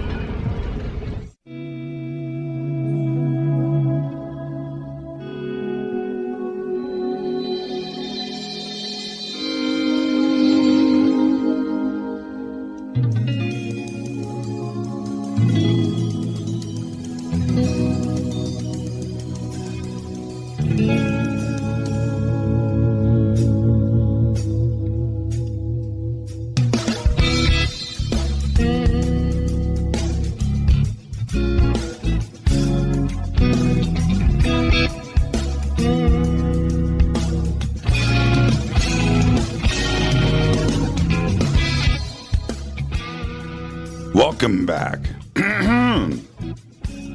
Fade to Black. I'm your host, Jimmy Church.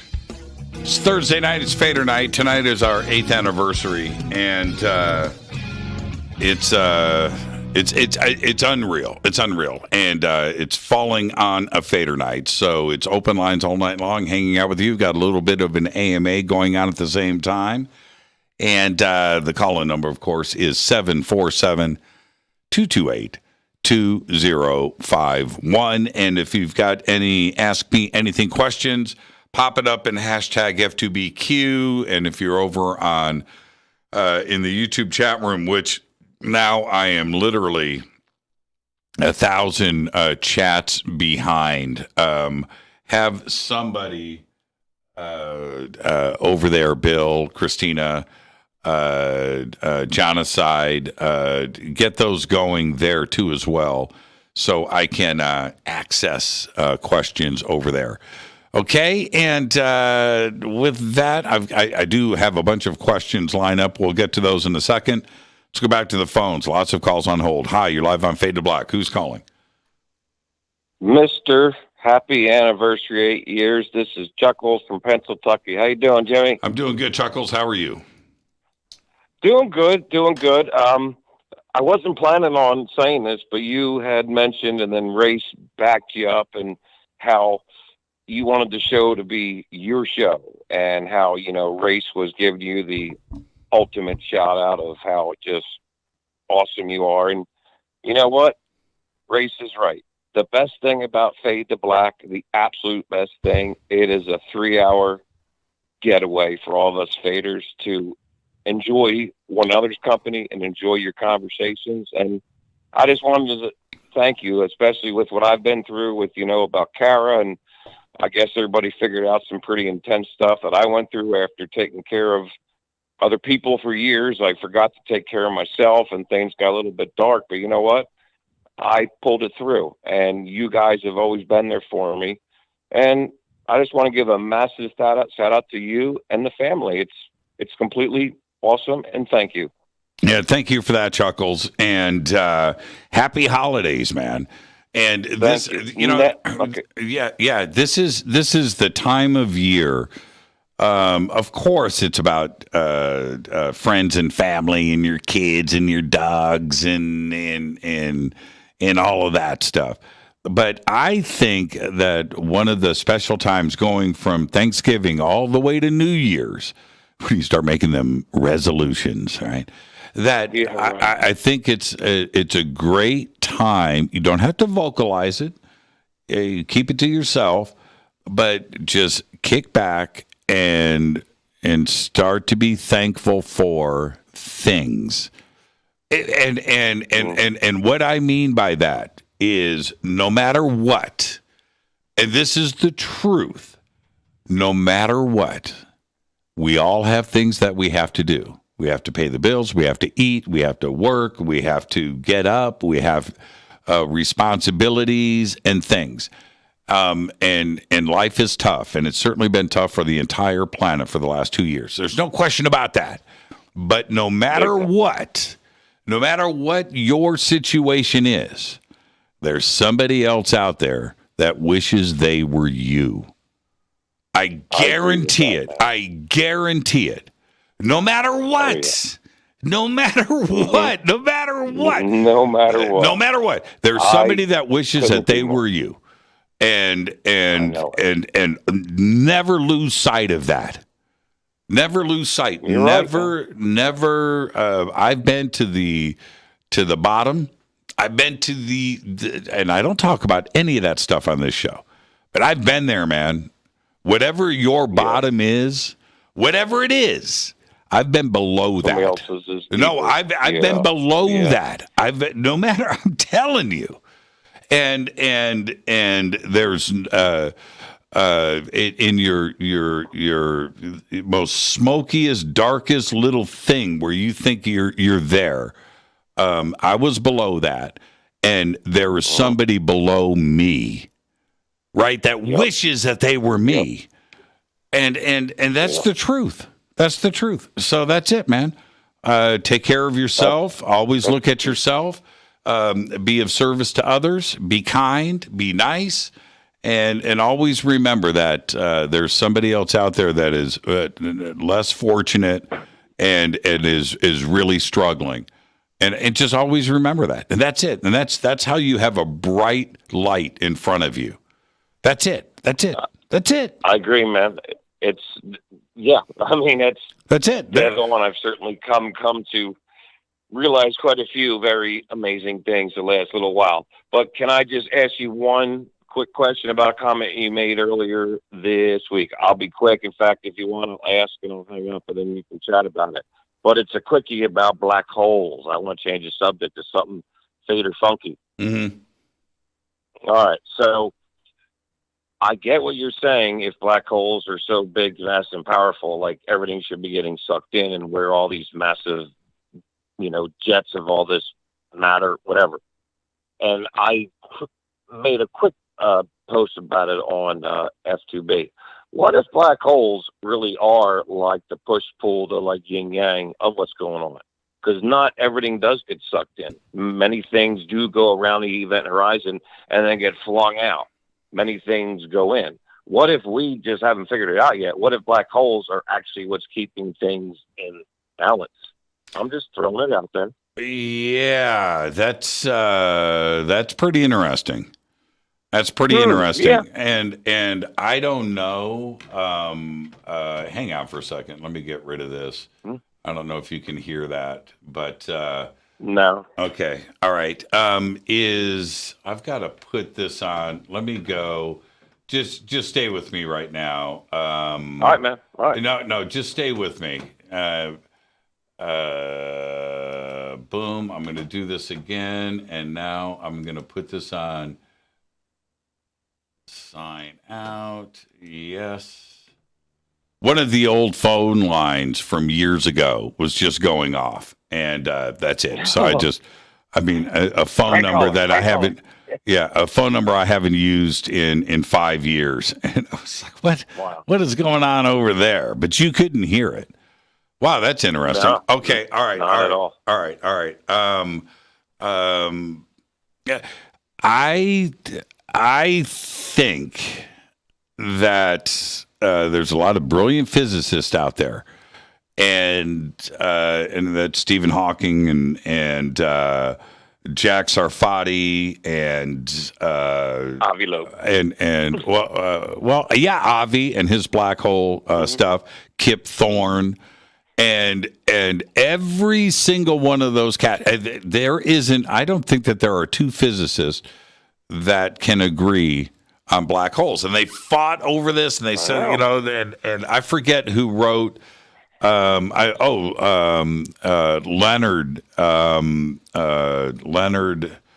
What's his last name? The physicist, Lenny. Anyway, he wrote a book called Black Hole Wars, and they don't know. They don't know. We're talking about imagination, theories, theoretical math, and an approach to something that honestly nobody knows. Nobody. That's it. Nobody's been to a black hole. Nobody's been there to measure. This is Matthew McConaughey went. Come on now. Yeah, well, you know what? And that's all based. No, wait a minute. That's all based on Kip Thorne's work. And Kip Thorne did all the science in Interstellar, or a lot of it. Yeah. And it's just as possible as anything else. And I'm here to say that your theories, your ideas on black holes are just as solid as anybody else. That's it. And I mean that. Leonard Susskind. That's what I was thinking of. I was thinking of Leonard Susskind. Yes, Susskind. Yeah, and he's brilliant. But nobody's been there. And there's only been one photograph of a black hole, and that happened in 2019. And it's just a subject that I'm fascinated with. And I haven't come down on one side of the fence. I can't agree. Yeah. I mean, I don't know either. Nobody does, Chuck. Nobody knows. Nobody knows. Nobody's been to an exoplanet. Nobody has been outside of the star system that we know of. Nobody's been to a black hole. It's all math. It's all theory. It's all imagination. Cool. All right. And I'm just going to leave that right there. This is the thing. I agree. Whenever I make comments like this, then I get the emails. Jimmy, you don't know what you're talking about. I know everything about black holes. And let me tell you. And then I've got to read through the email, right? And I'm thinking to myself, I'm thinking about what, you know more than Kip Thorne or Stephen Hawking, or Leonard Susskind, who of all three of those guys do not agree. They don't.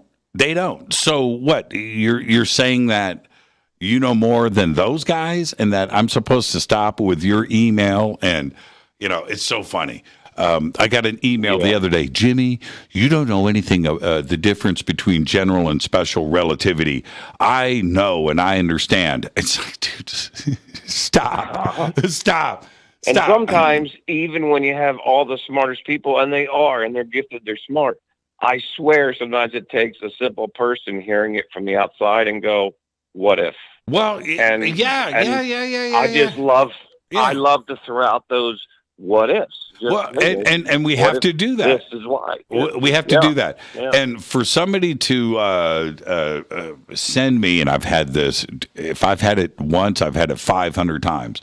somebody that sends me an email about Einstein, right? And as I'm reading, what they don't realize that I understand that just about every single physicist that goes through, gets a degree, writes their paper, gets their PhD, they become a physicist, every single one of them are arguing and working through general and special relativity with other physicists. Sure. So don't tell me that you understand or that I do or don't when nobody else does, and everybody takes that math and takes it to another level. And that's where it's at. It's really, really funny to me. Hey, Chuck, I got to get to phone calls, man. Enjoy your weekend. Happy holidays, and thank you so much for being here tonight. Happy holidays to you, the Faders, Race, Christina, Fade to Black. That's what I'm talking about. Chuckles from Kentucky. Okay, all right. And let me see. Who am I going to bring on next? I'm going in order. Got a lot of calls on hold, everybody. Okay? I'm doing the best that I can. Hi, you're live on Fade to Black. Who's calling? Hi, Jimmy. It's Deb from Sacramento, or as you say, Modesto. How are you, Deb? Happy anniversary. Yeah, right on. How you doing? Thank you for the flashlight. Thank you for the flashlight. You're welcome. Right on. You're welcome. That flashlight had your name all over it. You're the king of the flashlights. But when you have time, check into it a little more, because it's not for pulling people over. If you're ever out driving like you do, alone in the desert at night, to suss out Edwards Air Force Base, and you get a flat tire, you need to use that thing to let people know you're out there so you don't get run over. That could literally save your life. If I get a flat tire in the desert, that flashlight is going to flash at nobody, because there's nobody out there. I could signal in a UFO. I could go with my interplanetary brothers and great line. Yeah. Yes. Yeah. Absolutely. Well, you talked about your singing fish, and it's not the talking fish, it's a singing fish ornament on Christina's show today, and you've shown the flashlight, but you left out the best part of the box. Can you grab him and show us Patrick Breeze Jr.? That is 15 rooms away.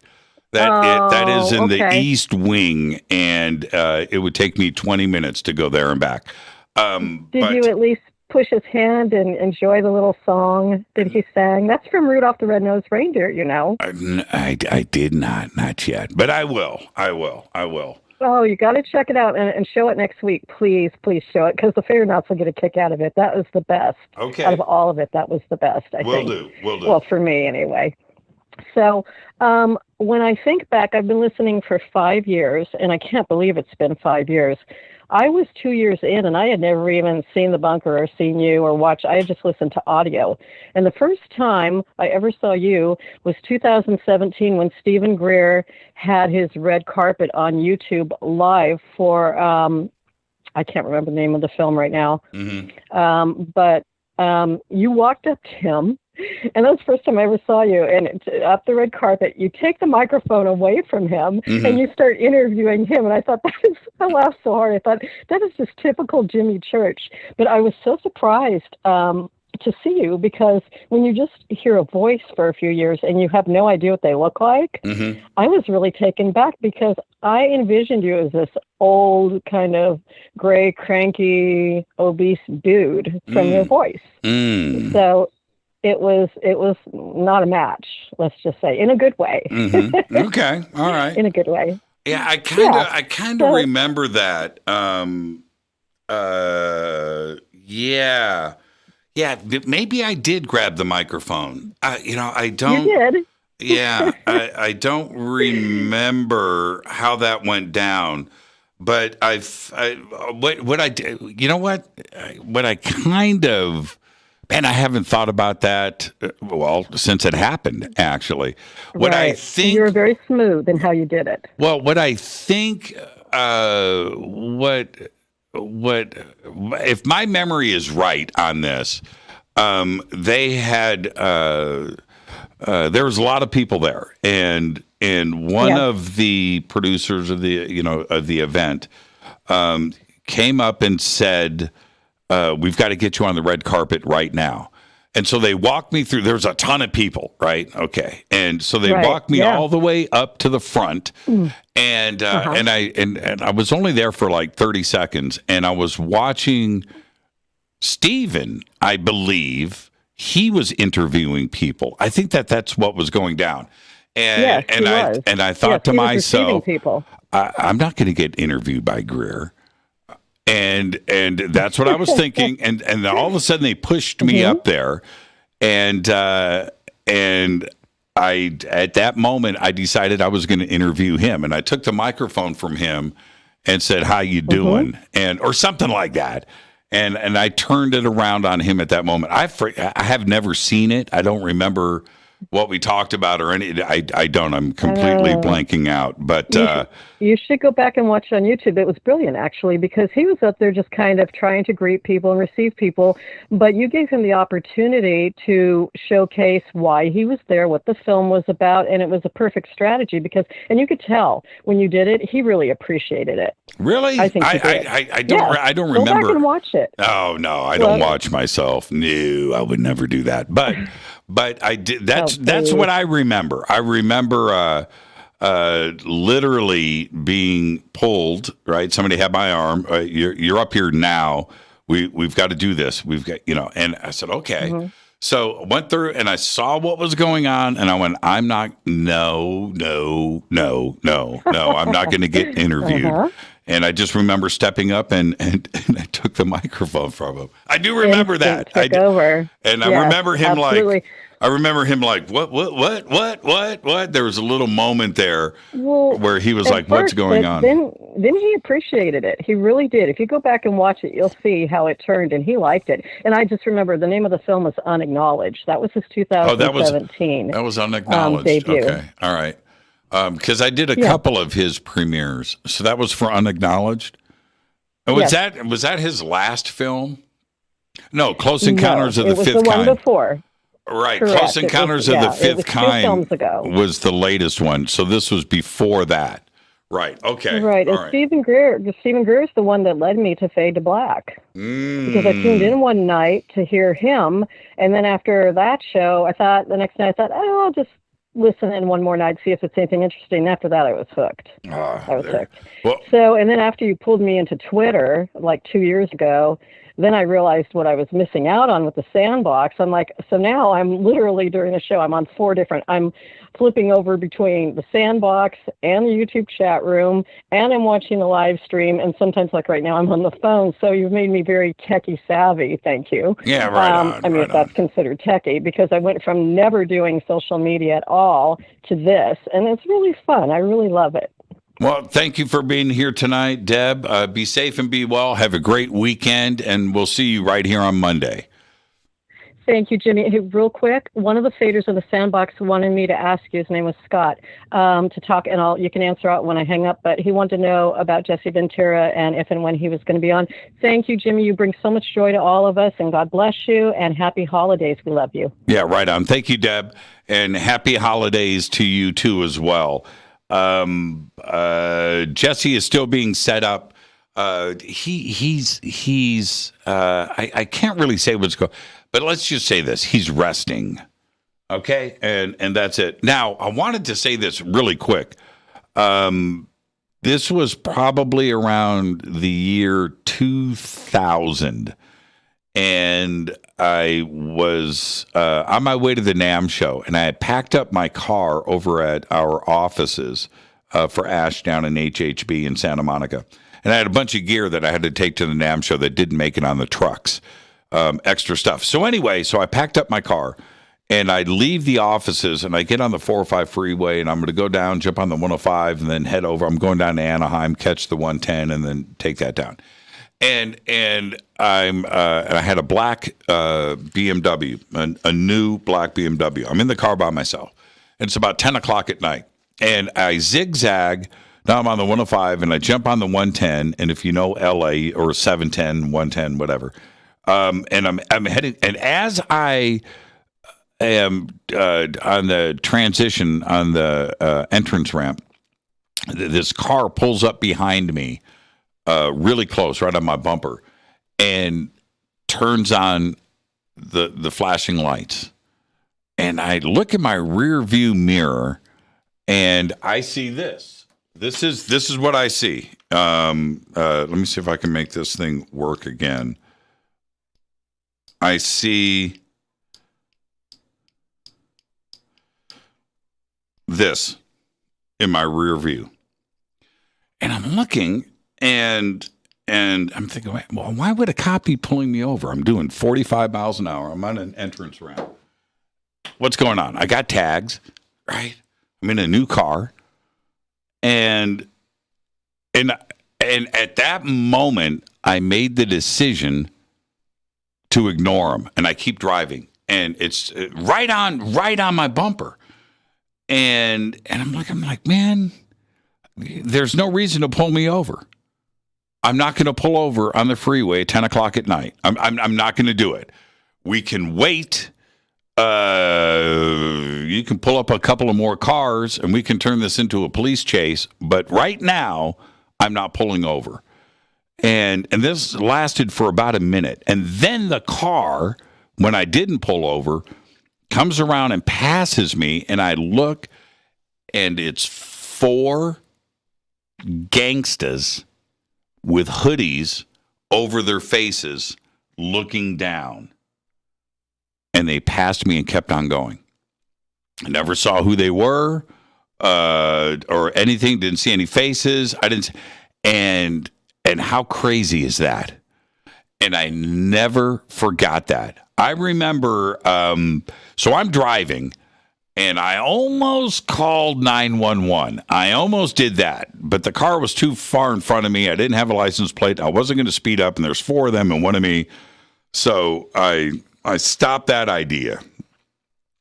But all I could think about for the next 30 minutes driving to Anaheim is what would have happened if I pulled over. Yeah. Yep. And that is a true story. This is Fade to Black. I am your host, Jimmy Church. It's Thursday night. It's Fadernight. It's also our 8th anniversary. I'm taking your phone call, 747-228-2051. 747-228-2051. I'll be right back.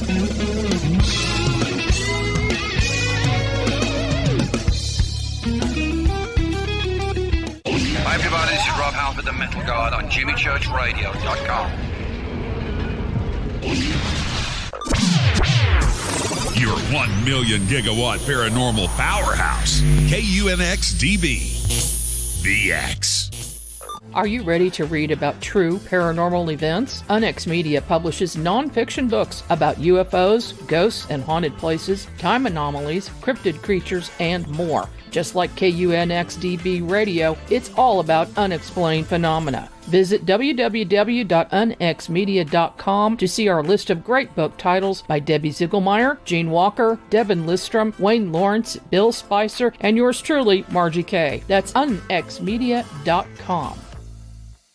Why is it we're not very good with our health regimen until it's too late? We don't put oil in the car until the engine blows up. When the body's out of balance, your health is not so good. Give your body some love. Log on to wtih.com. That's wtih.com. Try our Life Change Tea, which cleanses you from harmful intruders. A clean colon is one of the ways to bring the body in balance. We also carry organic supplements to help you get where you need to go. So do your body a favor. Log on to getthetea.com. That's getthetea.com. You can even visit our sales page to save some dough. Does anybody call money dough anymore? Anyway, if you're looking for short, helpful health tips, go to YouTube and punch in Health Matters Now. That's Health Matters Now. So, log on to getthetea.com, shop, get balanced, then learn some cool tips at Health Matters Now. You'll be glad you did. That's getthetea.com.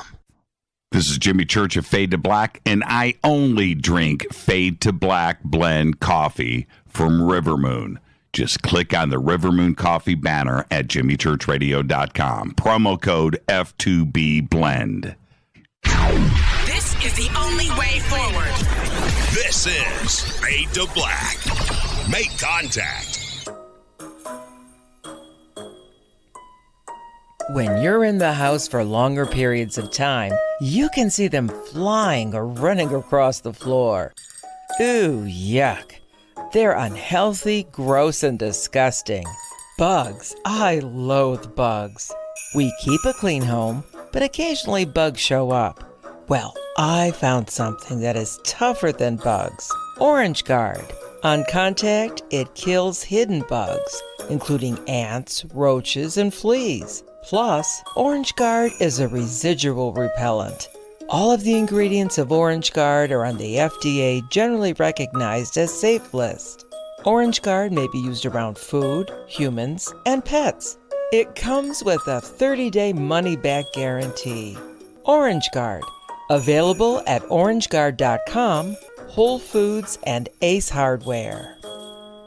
Gold loves chaos, uncertainty, and disarray. History shows us what gold does when people aren't sure about the government, the stock market, their jobs, or their retirement savings. Our national debt is skyrocketing. Gold and other precious metals are a defense measure against inflation and a stock market that might take years to recover. So what can you do right now to protect yourself? Call United Gold Group. We offer gold and other precious metals delivered securely within 72 hours. Are you worried about the stock market? We can also help you set up a real gold or silver IRA or a 401k. Safe and secure. United Gold Group makes gold ownership affordable. Call now and get up to $2,500 in free gold or silver with a qualified IRA. Call 800-753-8534. That's 800-753-8534 or visit UnitedGoldGroup.com.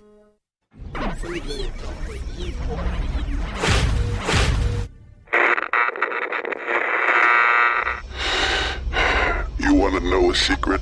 I love ponies. I really love ponies. I'm serious. I couldn't stay sane without ponies to brush. Why fade to black? Because you never got that pony, damn it. This is Fade to Black with Jimmy Church on the Game Changer Radio Network.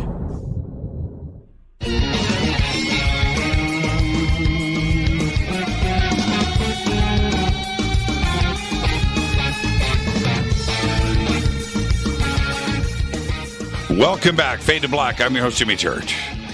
Thursday night, Fader night. Tonight's our 8th anniversary, everybody. Thank you for being here with us every single night. It's an honor and a privilege to do what I do, and I will never lose sight of that. So thank you to everybody, and happy holidays. Taking phone calls tonight, of course, 747-228-2051. And I also promised some AMAs and Ask Me Anything. I've got a load of questions here, so before I get to the next caller, let's go through some of these. And this is an hour ago. This is from Madeline. Jimmy, it's being the Christmas season.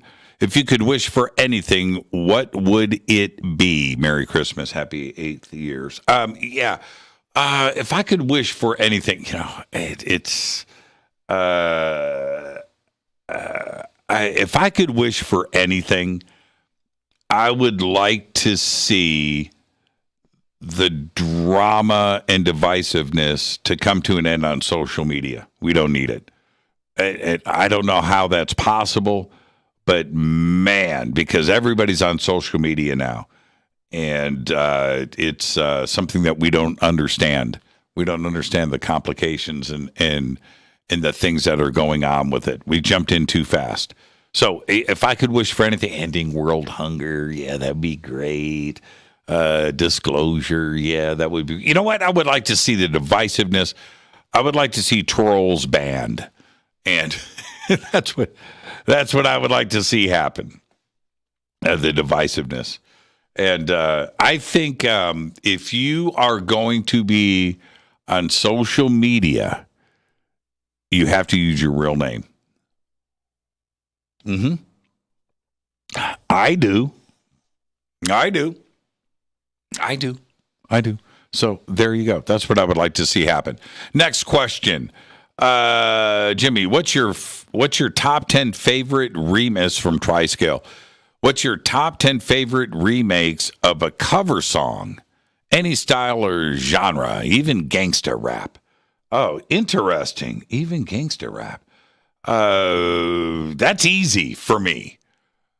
All of the Van Halen covers. Yep. You're No Good. Their cover of Linda Ronstadt's hit, You're No Good, off of Van Halen 2. Right there. Van Halen's cover of Dancing in the Streets. Phew. Strong. I don't know if I can get to it. I don't know if I can get to 10 right off of the top of my head. Other covers. Led Zeppelin's cover of the Lemon Song. Right. Yeah, that's strong. Let's see. Okay, I'm going to leave it right there for now. Let me think about that a little bit further. Okay, let's see. Next up, AMA. How do you think life would change if world governments got together and admitted to UAP visits and the ETs live among us? That's from Tara. At this point, I don't think it would change a whole lot. I would have had a different answer 10 years ago, maybe even 5 years ago. Today, I'm not so sure. I think the drip, drip, drip has been very effective. So I'm not so sure if things would change, but I don't think it would be as dramatic as people think. 1960, dramatic. 1970, dramatic. 2021, not so dramatic. No, I think we're expecting it. So, no, I don't think... now, there's other things. We could go on all night answering this question by going to the next step and the next step and what if and yes, and the drama involved and the lies that are involved and the cover-up that is involved. That's a different story. But as far as the world goes and the status quo of the way things are, would all of that change? Would people freak out? I don't think so. No, I don't think so. Okay, next question. Jimmy, have you ever interviewed an animal communicator on the show? I have. Yeah, a few times. I don't think I spent a whole show on animal communication, but are you suggesting that we should? That's a great idea. This is from Nelson. That was from Third Stone. This is from Nelson. Congrats on the 8 years. I've been with you for 2. What would you like to see in the next 8 years when it comes to UFOs and the sign? I would like to, that's a great question, Nelson. I would like to, now we've got the James Webb, we've got TESS, we've got an entire network of telescopes that is getting ready to go online. I would like to see, when it comes to the science of it, the true application of atmospheres. Okay, it's one thing. We've spotted a rocky planet. We've spotted a gas giant. We've spotted, okay, we're hearing this over and over again. That's great. But we know nothing about these planets. So what if we were able to start to deduce in rapid fire, this planet's got water, this planet's got an atmosphere, this planet's got nitrogen, this is a carbon dioxide, monoxide, these different situations, this planet rains sulfuric acid, whatever it is, to be able to get in. And the other part that I think that goes with this is I think that we are now going to be able to detect cities and lights. Now think about what I'm suggesting here, right? If somebody's looking at planet Earth from a great distance, what do they see? Would they be able to see New York City? Would they be able to see the evidence of the United States lighting up at night, or Europe, right? And what would Tokyo look like at night, or Beijing, right? And would they be able to detect? I think so, right? Will we be able to see as a planet, in their nighttime, would we be able to detect industry? Right? That is something that I'm excited about. So, atmospheric, see-through, and reporting on planets and lights. Will we be able to detect lights? We can't do that right now, but that would be exciting stuff. So there you go. All right, let me. I've got a lot more questions, and I know that some of you are listening right now, and go. Okay, so let me see. Have you ever experienced missing time? Not officially. Not. I've told. Not officially. Not like. I'm looking at my watch and going, dude, man, we lost 2 hours. No, I don't think I've done that officially. I've done it unofficially, though. And I told everybody the story about me getting lost across the street from my house and almost running out of gas and finally making it back home and freaking out and not getting to my destination and getting back. Was that missing time? I'm not so sure. I wish I would have analyzed that situation a bit more than I did at that time. Let's see. This is from Skyhawk88. If you had access to the advanced AI deception detector that they utilized on the series Roswell, The Final Verdict, whose videos would you use it on first? I wouldn't use it on anybody's videos. No, not interested. I don't.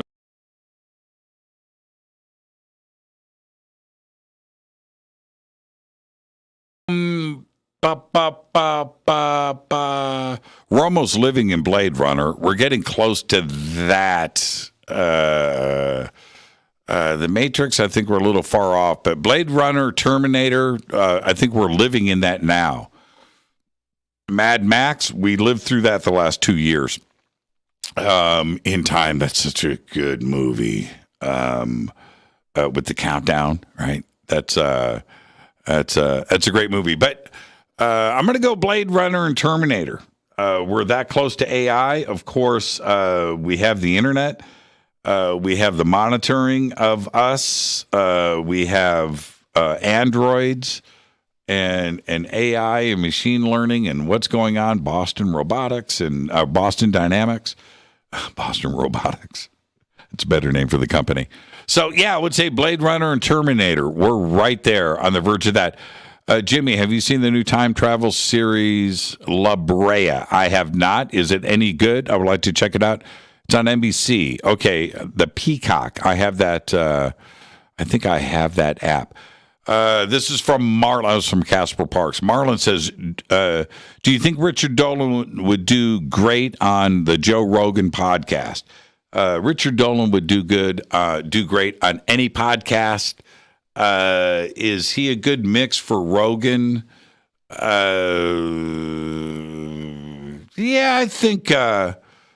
I think he would do good. I don't know if Joe knows who Richard is. He should, but I don't know. He's had a lot of intellectuals on that show, and he's been able to sort of hang. The stuff that he did with Elon, I was always mixed about. He had an opportunity with Elon, and smoking weed, I don't think was the best of ideas, but the stuff that he did with Graham Hancock kind of blew up and didn't go well. I was disappointed with how Joe handled that kind of stuff. I'm just trying to think. Could Dolan? Dolan would be just fine. I don't think Joe is smart enough for Richard Dolan. So maybe they're listening, and maybe they'll go and give Dolan the invite. That would be cool. And I'll leave that right there. Okay, so man, so many great questions. And with that, let's go back to the phones. Hi, you're live on Fade to Black. Who's calling? Hey, Jimmy. It's Carrie in Palm Springs. Hi. Happy 8th anniversary. How are you, Carrie? Thank you for that. I'm great. How are you? It's It's the 8th anniversary special event. Yeah. Congratulations. Thank you so much. We're all so grateful for your show, for your amazing talent, for your energy, your efforts, your work, everything you put into it. You really are a great escape for all of us, and you've created this amazing community. So thank you so much. Thank you. Thank you. Okay, now we got all of that stuff out of the way. What's on your mind? What's going on? Well, if it's an AMA, you have these great guests, and you always ask them to explain their definition or their theory on consciousness. So how about we hear Jimmy Church's theory on consciousness? Yeah. Okay. I'm going to say this, and I'm going to tackle this probably a little bit differently than you have heard, only because I've interviewed way too many people, right? And, you have. And you ask everybody, and I'm just curious. So I believe that consciousness is indeed in everything. It's in everything. It's in rocks. It's in all particles. And so when our brain gets this dense electrified goop together in our skulls, the consciousness is accumulated. But the brain itself is probably, from our standpoint, not from a universe ET standpoint, but from us here on Earth, the brain is the most incredible invention of all that there is. And our brain has now evolved and perfected itself, and I think it's faster than consciousness, which exists in our heads. Okay? So our brain now, so consciously, your mind, you are thinking, Carrie, you are thinking, I want to open the refrigerator door and see what's in there. Okay? That's your consciousness. Your consciousness, your soul, your essence is wanting something from inside of that refrigerator. And you think you don't know what you want to select yet. Your brain is already making those decisions for you. And you think your consciousness is in control. Your brain is already planning on grabbing the handle of the refrigerator. The speed of everything that is happening. And I'll give you another example of that. Let's talk about a professional bowler. A professional bowler on ABC's Wide World of Sports. It's the Bowling Championship, coming to you live from Minneapolis, Minnesota, from the Brunswick Lanes in downtown Minneapolis, St. Paul. Okay, so the ability to bowl and throw that strike, right? The release of everything has to be down to the nanosecond. A nanosecond too late, a nanosecond too early, you've got a gutter ball, you don't get that strike. The brain knows this. Your consciousness does not. And therefore, the brain is faster than your consciousness. And that's where I'm at today when I think about consciousness, because your emotions, your things, doing the right thing, doing the wrong thing, wanting pleasure, wanting that, whatever it is, that is you and your essence. your brain is more in control. Okay? All right? I want to drive off the cliff. But your brain ain't going to let you do that. Right? And whatever it is.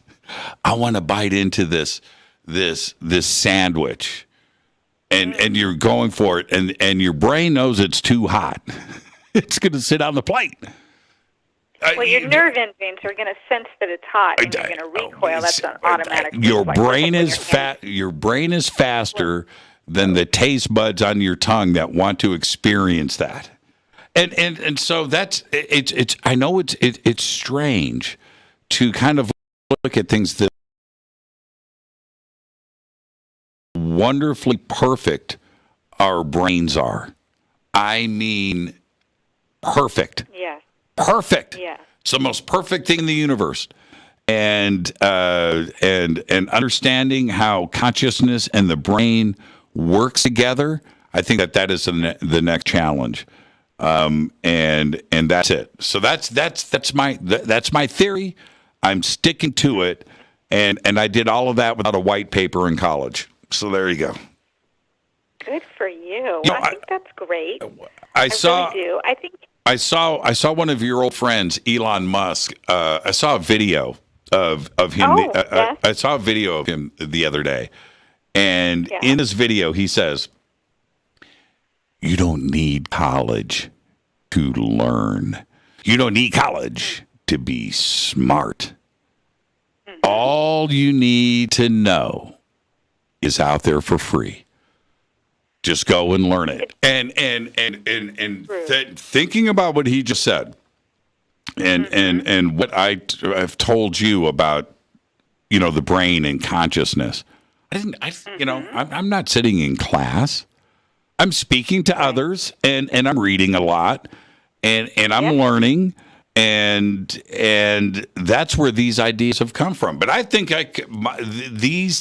this consideration, I think I could hang at MIT with a debate on consciousness or what the brain is. I think I could hang there, and my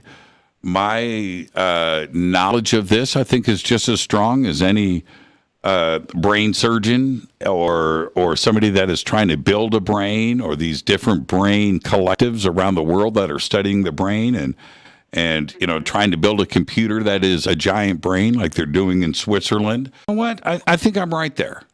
I agree.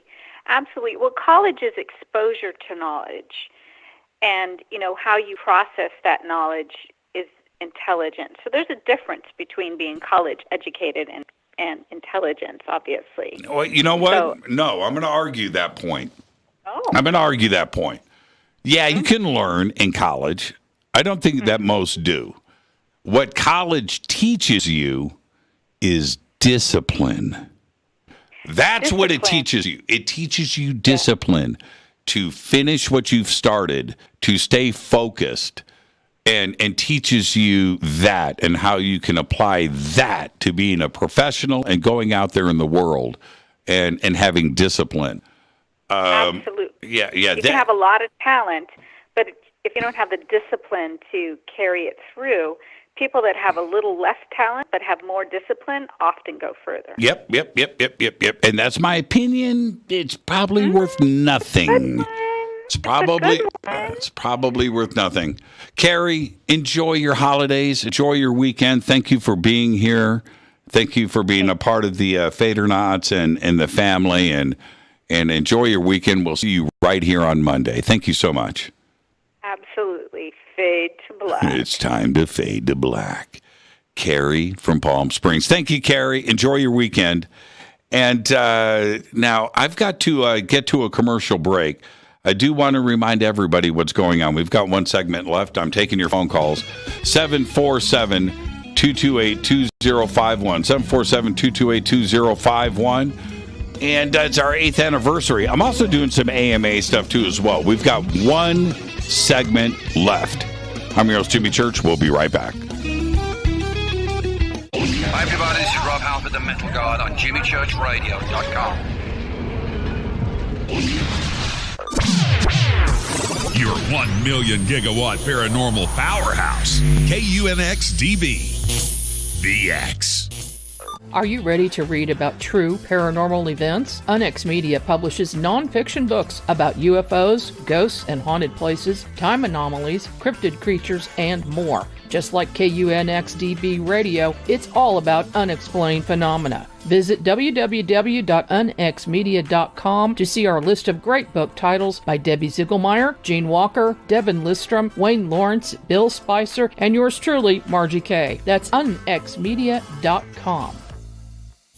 Why is it we're not very good with our health regimen until it's too late? We don't put oil in the car until the engine blows up. When the body's out of balance, your health is not so good. Give your body some love. Log on to wtih.com. That's wtih.com. Try our Life Change Tea, which cleanses you from harmful intruders.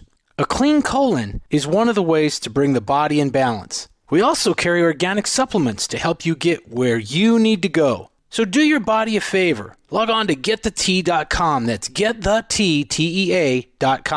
You can even visit our sales page to save some dough. Does anybody call money dough anymore? Anyway, if you're looking for short, helpful health tips, go to YouTube and punch in Health Matters Now. That's Health Matters Now. So, log on to wtih.com, shop, get balanced, then learn some cool tips at Health Matters Now. You'll be glad you did. That's wtih.com. This is Jimmy Church of Fade to Black, and I only drink Fade to Black blend coffee from Rivermoon. Just click on the Rivermoon Coffee banner at jimmychurchradio.com. Promo code F2B Blend. This is the only way forward. This is Fade to Black. Make contact. When you're in the house for longer periods of time, you can see them flying or running across the floor. Ooh, yuck. They're unhealthy, gross, and disgusting. Bugs. I loathe bugs. We keep a clean home, but occasionally bugs show up.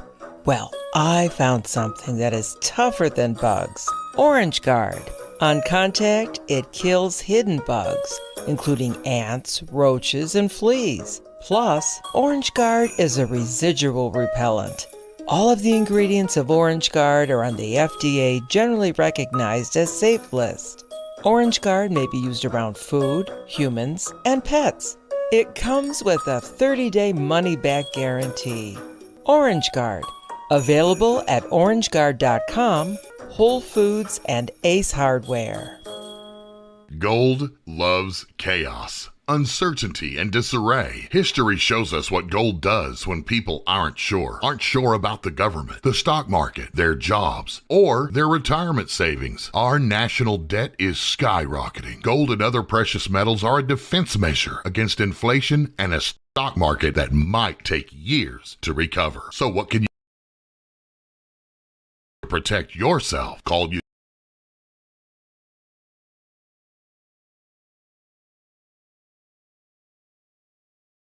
can also help you set up a real gold or silver IRA or a 401k. Safe and secure. United Gold Group makes gold ownership affordable. Call now and get up to $2,500 in free gold or silver with a qualified IRA. Call 800-753-8534. That's 800-753-8534 or visit unitedgoldgroup.com.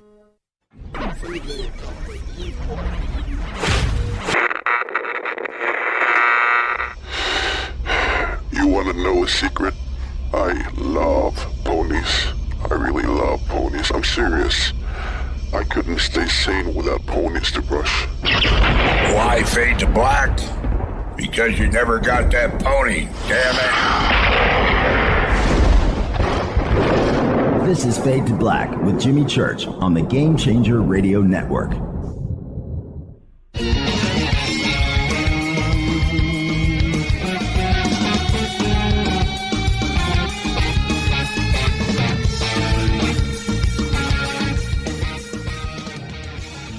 Welcome back. Fade to Black. I am your host, Jimmy Church.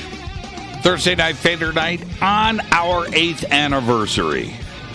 Holy crap! All right, and let's see. And I just saw this in Metal Ghost. I think it was Metal Ghost Dad. Did I get this right? Said he had a guitar question, and it's just going by too fast. What was the guitar question? And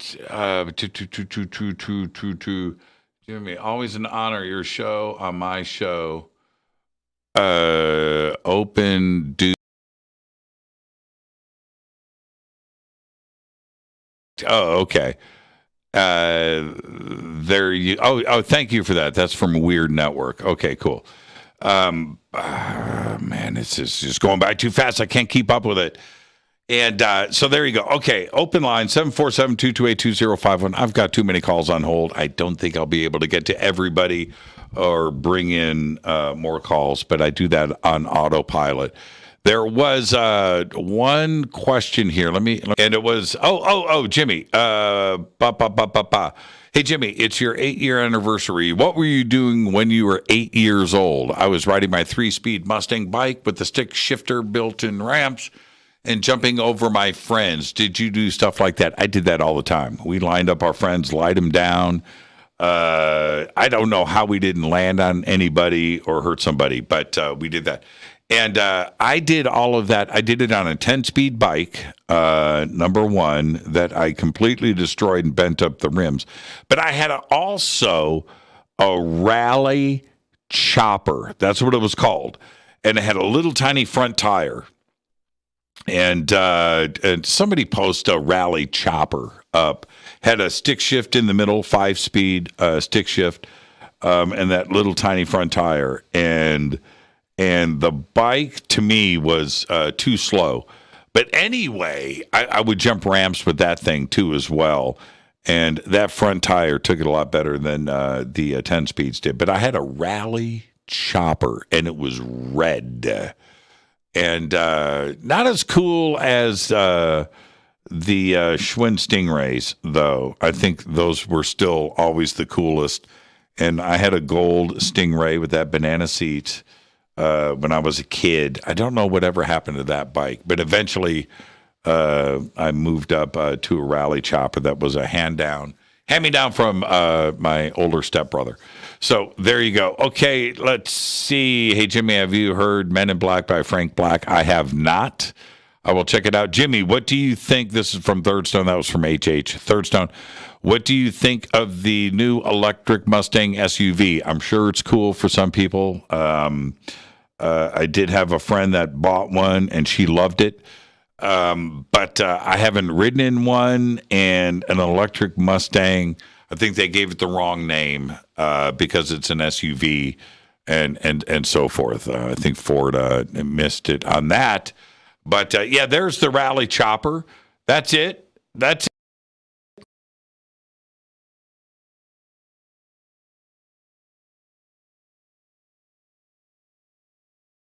Where mine had a little, but there I see the thing in the middle. Man, is my memory off? I thought there was a stick shift in the middle, a 5-speed stick shift, and I don't see it there. But yeah, oh, here's another one. Yes, with the stick shift in the middle. That's it. That's the rally chopper, and that was my seat. That's it. Wow, good call. Thank you for that, Stephen. And that's from Cassandra. There's Steve. Stick shift in the middle. Good. I thought I was losing my mind. And I did have that seat with that little white strap on it and the little rack on the back. Absolutely. And yeah, and that sissy bar. Yes. Yep, that's it. And that one is from Stephen Owen. And there you go. Okay, you guys are the best, man. You guys are the best. Kaz just came in. There's the stick shift. Yippers. There it is. I love that bike. That thing was fun. But that front tire, it was exhausting to ride. It was fun around the neighborhood, but you couldn't go like miles away. It was just exhausting to ride because of that front tire. You had to pedal twice as hard and twice as fast to do what everybody else was doing. Okay, let's go back to the phones. Hi, you're live on Fade to Black. Who's calling? Happy anniversary. It's Drew, Jimmy. Hey, Drew. How are you, man? I'm doing great, brother. Just wanted to call in and wish you a happy anniversary. It's your 8th anniversary. So this is your Merkaba anniversary. That's the points on the Merkaba. So 8 points on the Merkaba. Yeah, okay. I'll go with that. And, that feels good. Yeah, also just want to say, brother, like you affect people in more ways than you know. I get at least an email or two from each show that I do. Someone saying, you know, it affected them or saved them in different ways. And I got a few from the show I did with you. So you're part of, like, you know, actually helping save people's lives, man. So your show it opens people up so they can communicate. It opens people up so they feel comfortable hearing other people share what they're maybe dealt with, that they've dealt with, and then they can share with their feelings as well. So I just want to thank you for, you know, being this vehicle that you are, and really helping save people's lives, man. Literally. Oh, well, thank you. You know, that's probably a little bit further than I would put things, but I appreciate it coming from you. So thank you. I've shared emails. I've shared at least a few emails with you that you have. So you've seen what I've got.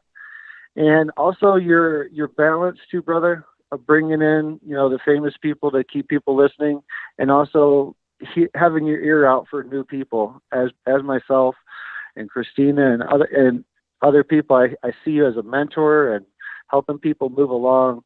And I'm gonna announce that I'm gonna be at Conscious Life Expo, and I think being on your show was helped me get to that point. So I want to thank you for that too, of help me move along my message and what I'm doing. So yeah, I right appreciate on. you, brother. Appreciate your friendship. Yeah, thank you for that, Drew. And we'll see you in February, man. It's a great show, and Conscious Life Expo is just a lot of knowledge, but just a great big bowl of fun too as well. So I'll see you there, and have a great weekend, my man. Thank you so much.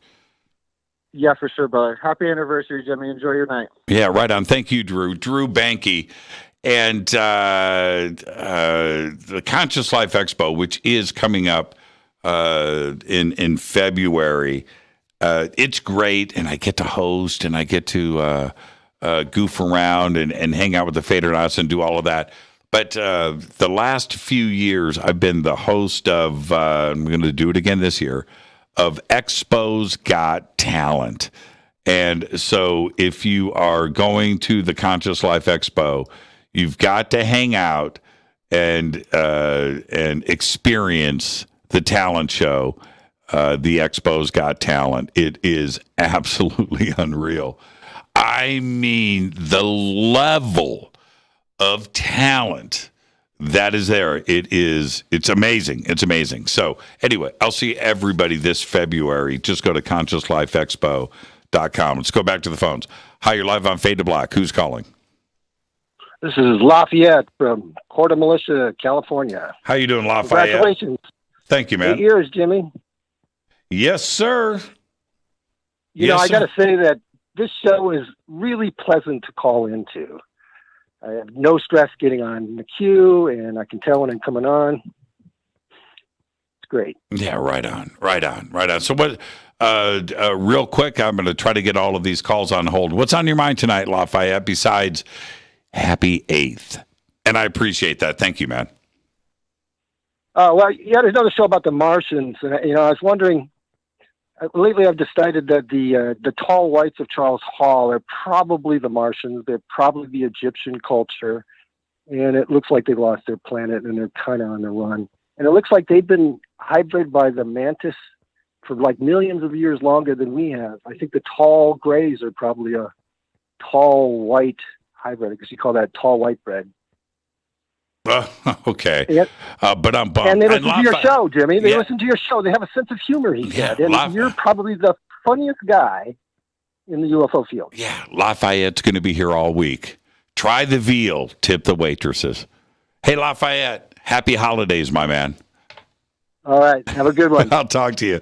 That's a great phone call right there, Lafayette. And, yeah, that's always been a question of mine. Does E.T. have a sense of humor? And I've asked this question a lot with different guests, and the reason why I'm interested in that is it's a very basic vibe that I have, and that ET, to get to the point of traveling the stars and coming here and hanging out with us, has to have evolved and gone through the same things that we have gone through and are going through here on planet Earth. That's it. So they went through comedy, they went through the fine arts, and where are they now today with that? Have they disposed of technology? Are they now world of fine art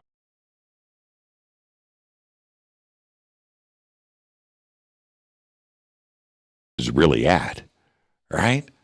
Think about that for a second. Let's go back to the phones. Hi, you're live on Fade to Black. Who's calling? Hello? Yes, you're live. How you doing? I'm good. Who's All this? right. I'm ready tonight. This is Vader Lord again. This I sent you a streaming video of an art picture I did about 9 or 14 years ago. On your Fade to Black, or to my Facebook page. I'll go check that out. The video. It's about 9 minutes. It's about 9 minutes long. Okay, I will go check it out. Your artwork is amazing, man. It's absolutely amazing. That's one of the biggest ones I ever did in my life, though, and it got stolen from me. But it was through an agency that was trying to work with me, and they took it from me. Yeah, Hollywood. So right, yeah. Yep. They made the money and took off. I see the writing on the wall on that one. I see it right there, Vader. Hey, man. And thank you. I'm going to. I got your email. We're going to get hooked up. I would love to have some of your stuff here on display here in the bunker. All right. Oh, cool. All right. Enjoy your weekend, and thank you so much, Vader. You're the best. Okay. All right. It's time to fade to black. Thank you, Vader. That is Vader Lord. His artwork is incredible. I mean, stunning.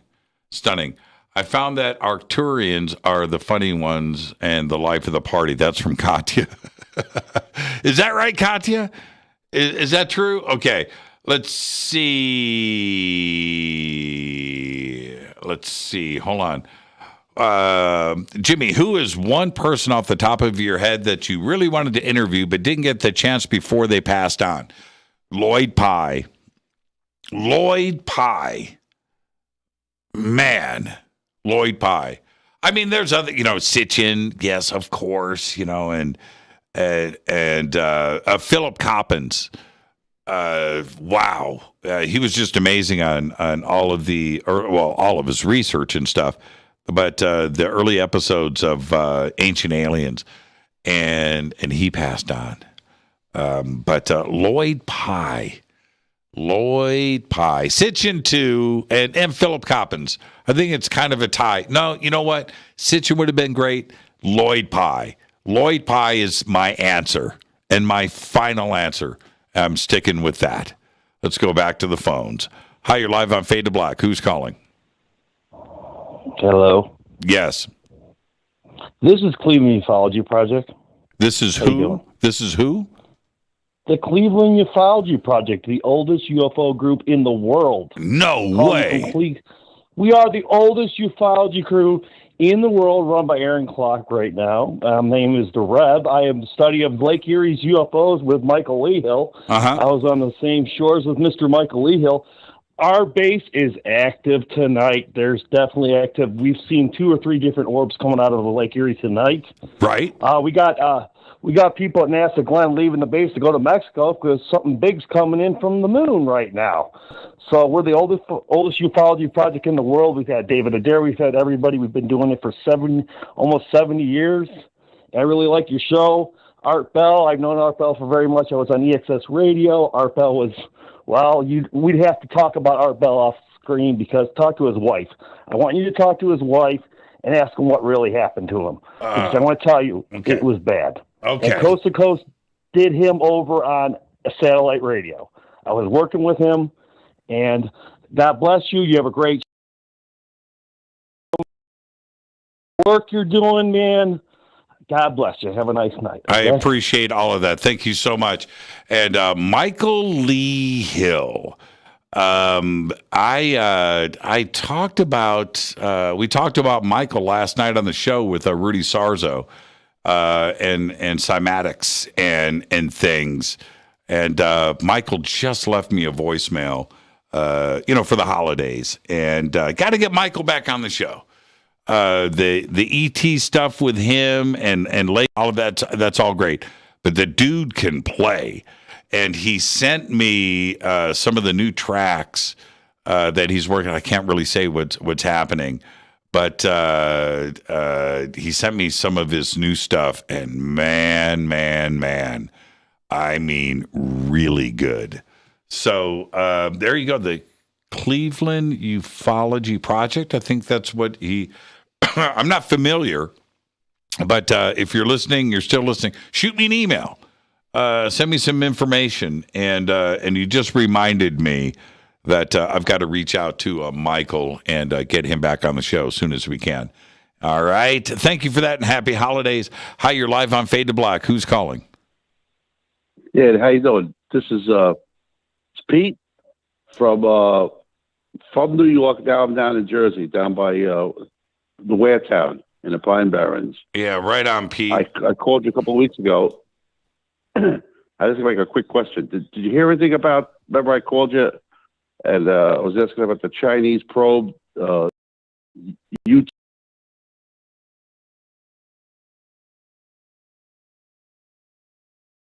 Okay, so I've followed up on it as much as I can. There hasn't been anything out of China since those first 2 days. I've reached out to quite a few people too as well. The deal is the final announcement from China was that the object was 260 feet away, 80 meters, 260 feet away, and it was going to take 2 to 3 months to get their rover up close to do an analysis so we could see it up close. I feel that, but that's it. There is nothing else. So anything else that I say is purely, I'm theoretical, right? Is that you? Did you hear anything they were saying? They were trying to say that it's they think it might have been an old media hit, and it's actually a media in a square shape that's laying there. Yeah, well, yes. All that's possible. But this is, I think that, and there's no other way to look at this. China's got a lot more information about this. They're taking pictures. They have high res, and they know a lot more. Just the fact that they are not saying anything is kind of freaking me out. If it was just a rock, they would say it was a rock, right? It's like radio silence. So I'm very curious, Pete. I want to know more about this, and hopefully China is going to be coming forward with the information. And that's all we can do is hope. We don't know anything more than what was initially released. So, but I remember your phone call, and thank you for that.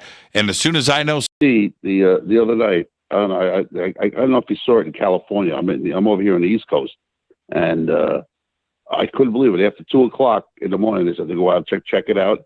They had the media's, going through, coming through. Yes. It was supposed to be like 100 strikes an hour, something like that. They weren't kidding. Yeah, I know. Good. I know. I went out. I didn't mention this on the air, but I went out after the show, and I got my night vision up because I saw a couple with the naked eye, just right there. I was like, whoa. Yeah. So, and I didn't see anything after that. I went and grabbed the night vision and went outside and looked up, and I mean, it was raining meteors. It was crazy. Yeah. And then I will pull, I'm talking about a clear sky. I can see all the stars. Pull the night vision down. I'm not seeing anything. And I went back and looked, and it was I don't know what the rate was, but it seemed like it was one every second. I thought, yeah. Yeah, it was like one a second. It was crazy. And they were big, yeah, too. I wanted to go upstairs. I told my wife about it. I said, run upstairs, I'll wake her up. She says, why'd you wake me up? I says, because I know how cranky you get. So I'm not going to do that. Hey Pete, she would love to see it. I know, it was crazy. It was so much fun. Hey, Pete, happy holidays, man, and enjoy your weekend. We'll see you here on Monday. Have a good time, and I'll speak to you again. You're a great show. Thank you, Pete. Enjoy listening to you. You're the best. Thank you, and I really appreciate it. And we'll see you right here on Monday. On Monday, before I get to the next call, Johnny Enoch is going to be with us on Monday. Little sneak peek. Johnny Enoch is going to be here on Monday. All right. Hi, you're live on Fade to Black. Who's calling? You're live. 3, 2, 1. And that is it. That's it. I'm not going to wait. Not going to wait. And with that, there was a chance for now I'm just out of time. And there you go. Jimmy, cats or dogs? Just kidding. Both rule. Dogs. Is there really a debate here? I know that there are cat people out there. I get that. I can appreciate a cat once in a while. I do. It's okay. But dogs. I don't even know if I have a favorite breed. I think all dogs are cool. You know what? When I was much younger, and I say this with complete kindness and respect, but when I was younger, 20, 15, 20, when I was younger, or younger than that, but until recently as an adult, like in the last 10 years, I didn't get Chihuahuas. I didn't get them. I didn't get most small dogs, but Chihuahuas confused me. And today, not only do I just love all breeds, I mean, I love them all. I love looking into any breed's eyes and checking that out because there's so much there. But Chihuahuas are turning out to be like some of the coolest dogs of all the breeds. And isn't that weird? I mean, I dismissed Chihuahuas. And I've always been a little more than freaked out about Dobermans because I got bit by a Doberman when I was a kid. I got bit by a German Shepherd when I was a kid, and German Shepherds freaked me out until now. I realize what's going on. I would love to have a German Shepherd. I would love to have a Doberman. I would love to have a Rottweiler. I would love to have a Pit Bull. So I'm just all about the dogs. But it's really funny. I'm a big Schnauzer guy. Everybody knows that. But Chihuahuas. Yeah. Man, if I didn't travel so much.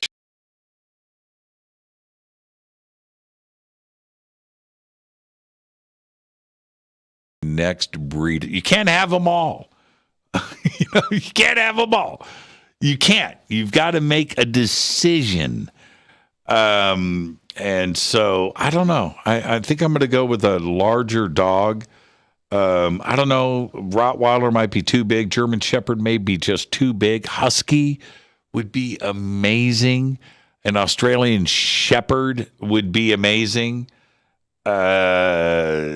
Yeah, Doberman. Oh, man, just a little bit too big. So a medium breed, like medium size, like an Australian Shepherd. A Jack Russell would be totally cool. But I keep thinking, Chihuahua's too small. I need something a little bit more substantial than that. But I really dig the intelligence behind Chihuahuas. And I never thought like that. I never did, not until like the last 10 years. But yeah, so I don't know what to do. I'm thinking I'm thinking Australian Shepherd. It's really going in that direction. Jack Russell, Beagle, maybe, right? Snoopy Dog. Yeah. Well, there you go. It is our 8th anniversary, and it was just amazing spending it tonight with all of you right now in the middle of the holidays. I want everybody to just be safe. Have an amazing weekend. I know that there's a lot of holiday parties this weekend, and you guys are going to go out and you're going to go do that and hang out, or maybe have parties at your house and get the family together or friends, maybe small, maybe big. But it's a great weekend to go and do all of that. So whatever your plans are this weekend, have fun, be safe, do it right. And like I usually say at this time of the year, do everything that I would do. Just don't get arrested. That's it. That's my advice for the weekend. Have fun, everybody. We'll see you Monday. I just did a little leak. So on Monday, Johnny Enoch is here. So get ready for that. Fade to Black is produced by Hilton J. Palm, Renee, Dennis, and Kevin. Announcers are Steve Harder, Gene Vito, and Mark D. Kovar. Webmaster is Drew the Geek. Music, Doug Aldrich. Intro, Spaceboy, spaceboymusic.com. Fade to Black is produced by KJCR for the Game Changer Network. This broadcast owned and copyrighted 2021 by Fade to Black and the Game Changer Network, Inc. It cannot be rebroadcast, downloaded, copied, or used anywhere in the known universe without written permission from Fade to Black or the Game Changer Network. I'm your host, Jimmy Church. Everybody have a great, safe, fun, amazing weekend. I'll see you on Monday with Johnny Enoch. Until then, it's time to fade to black.